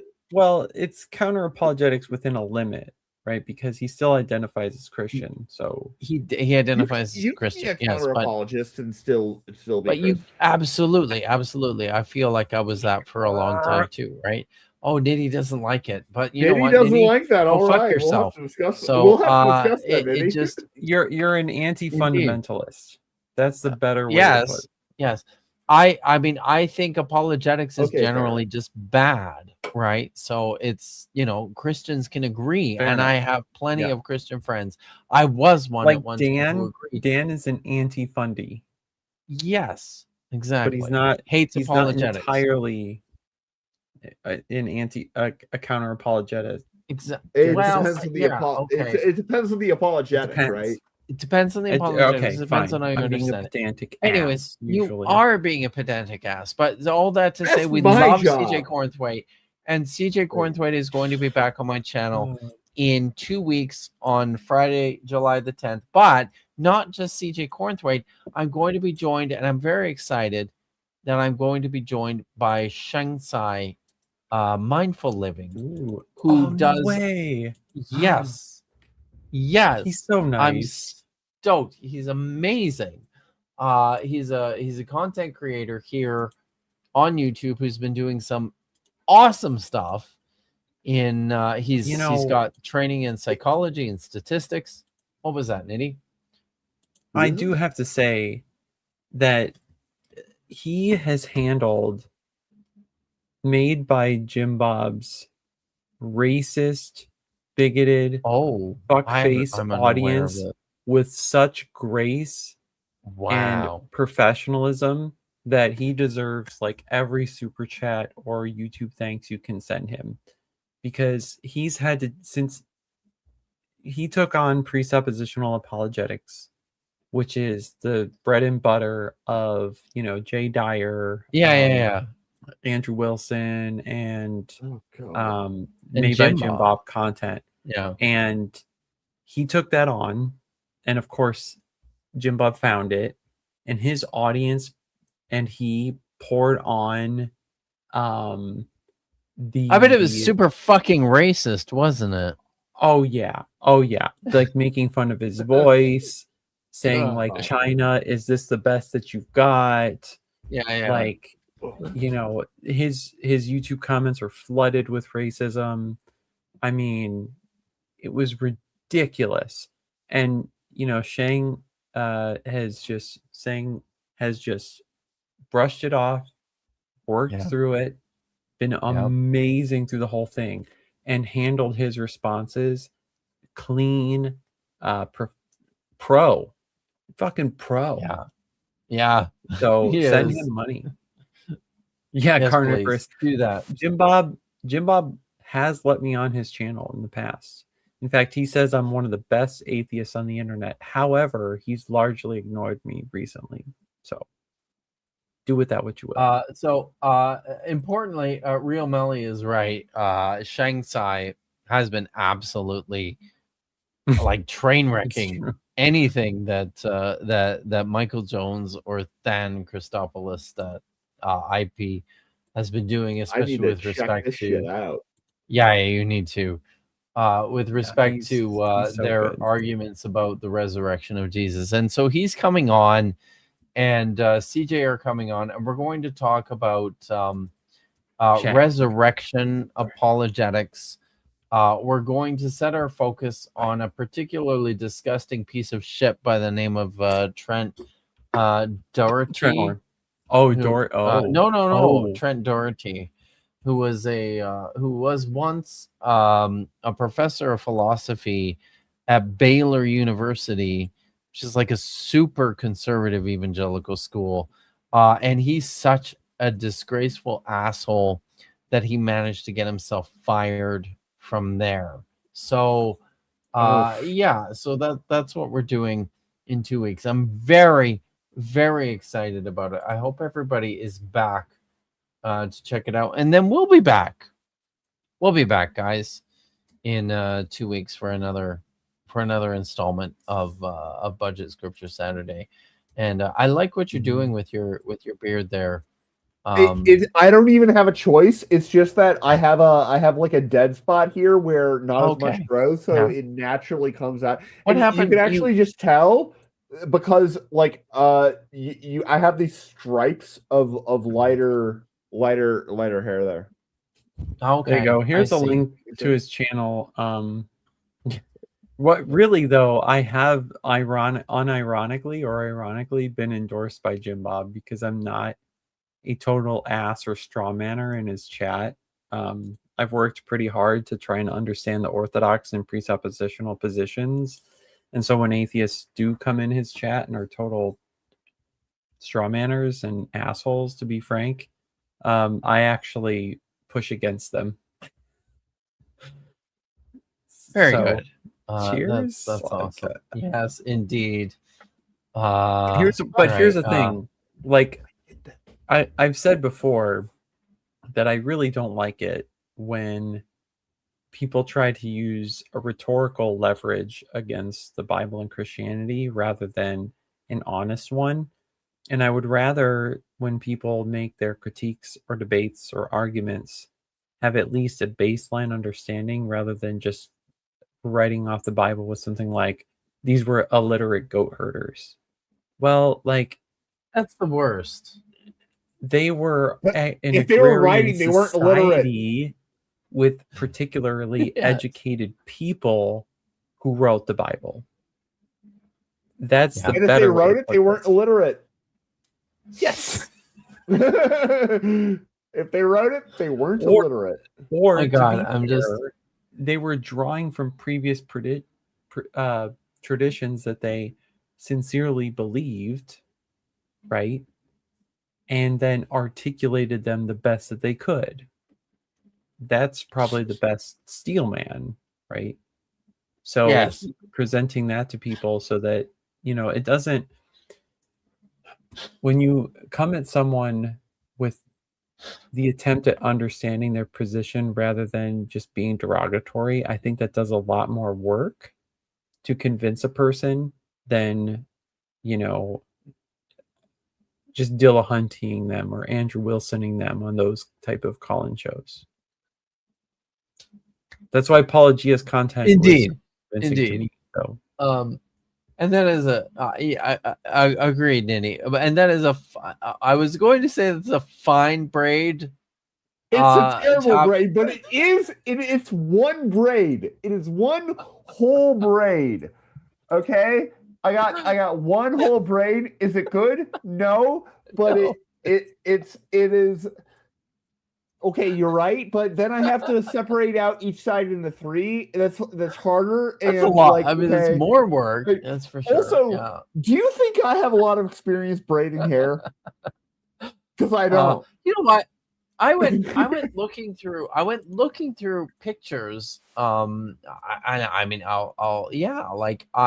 went looking through pictures the other day from my past, and I discovered that I didn't even remember this. You But braided your like, beard, didn't you? Or did you dude, braid your not my hair, but beard. not your beard? The hair. Well, your So- hair. I mean, your hair is long and beautiful and straight. Oh my! So this is me when I was 29 years old. This was Whoa. my MA Dr. thesis Kid. defense. So Oh my God, you look like a vampire. Dr. Kid. Does anybody else think like Kip Dude. looks like a vampire? You look exactly like the type of person that I would try desperately to be friends with at goth night. oh my God. So, but you see the braid though, right? Like it's like you notice we I see did the braid. the We also see the polished, sleek, stylish, coffin appropriate hairdo. All of that, it's look at that. Okay, like I'm pretty sure that your stepsister is Serana from I have no steps. I particularly like this one too is really good. So and she's several hundred years old. So I had less hair then, but I was driving my favorite 4x4 through the mountains, which was pretty badass. See, I can't do that. I don't have the same prevalence of the lower lip. Oh, okay. That you do. Right. Yeah. I guess. Like if I tried to rock, for example, just a mustache, I would look atrocious. I mean, I already look bad. I would look atrocious. And nobody would let minor children be near me. So it was, this is one of the that might be, I can probably count the number of times on a single hand that I've worn a tie, and since then, that was a very long time ago. But yeah. Anyways, this was a fun show. Carnivorous Ape says I've braided both hair and beard. Then I cut my hair last year, so I'm trying to get it to grow back now. Just started being able to get. Nice. Yes, it's that very awkward stage, but Simeon says 2019. To be clear to everyone in the chat and who watches Budget Scripture Saturday, make me big, Kip. Okay. Do you see this face? I do. Go ahead. Guess how old I am. But consider I know how old that you are. I've been in a pubescent state with my face forever. When I attempt to grow anything that resembles a man my age, I might as well just try to blend in at a high school. Can you just cast me for young Spider-Man? Oh, hello, children. For real. Grumpy Librarian says 56. Secretly, I feel like secretly Peter Pan. My kids actually made fun of me today. I shaved before this show. I went live earlier today on my channel. You shaved before the show. Wow. I went live earlier today on my channel, and you can see the bit of scruffiness that I had. Oh, and they climbed all over me today and said, "Daddy, look at your little spikies." Because I can't grow. I can't put a fucking thing on my face. Listen, I gotta say the braid looks a little better. Now, did you do something to it? No, I did nothing. It was a single braid, and I was able to successfully complete one full braid, and then there's like a half of like the next two steps, because you need to have like part of the next step for the first full braid to last. But no, I can consider trying to braid each side individually. I can separate each side into 3 different chunks and then do it. It's going to take me a while, and also I'm incompetent. So there's that. You know, what was I gonna? Fuck, I forgot what I was gonna say. I should have kids. You guys have kids. Kids braid hair, right? We do. Yeah, but you're way younger than we are. So, but yeah, it's but you should. I have multiple friends who have multiple children. Fine. Yes. So Nitty, you say what you need to say, and then I think we need to wrap up. I actually forgot what I was trying to say there. Oh, so damn it. Yeah. Okay. Well, fine. I guess we're everybody. Hot tikva. It's true, guys. I can say Ahav Tika, I love you. God, So, that's not how you say that. No, not that one. Sorry. God damn it. So, as always, guys, I'm looking for the right one. Where is the Jesus? Where the fuck is it? I have an outro here somewhere. It's gonna take me some time. Why can't I find it? There we go. I found it. Okay. Probably. Yeah, it's probably okay. So I got it, and as always, be good, stay safe, and Tap said it. I'm gonna say it. Hot tikva.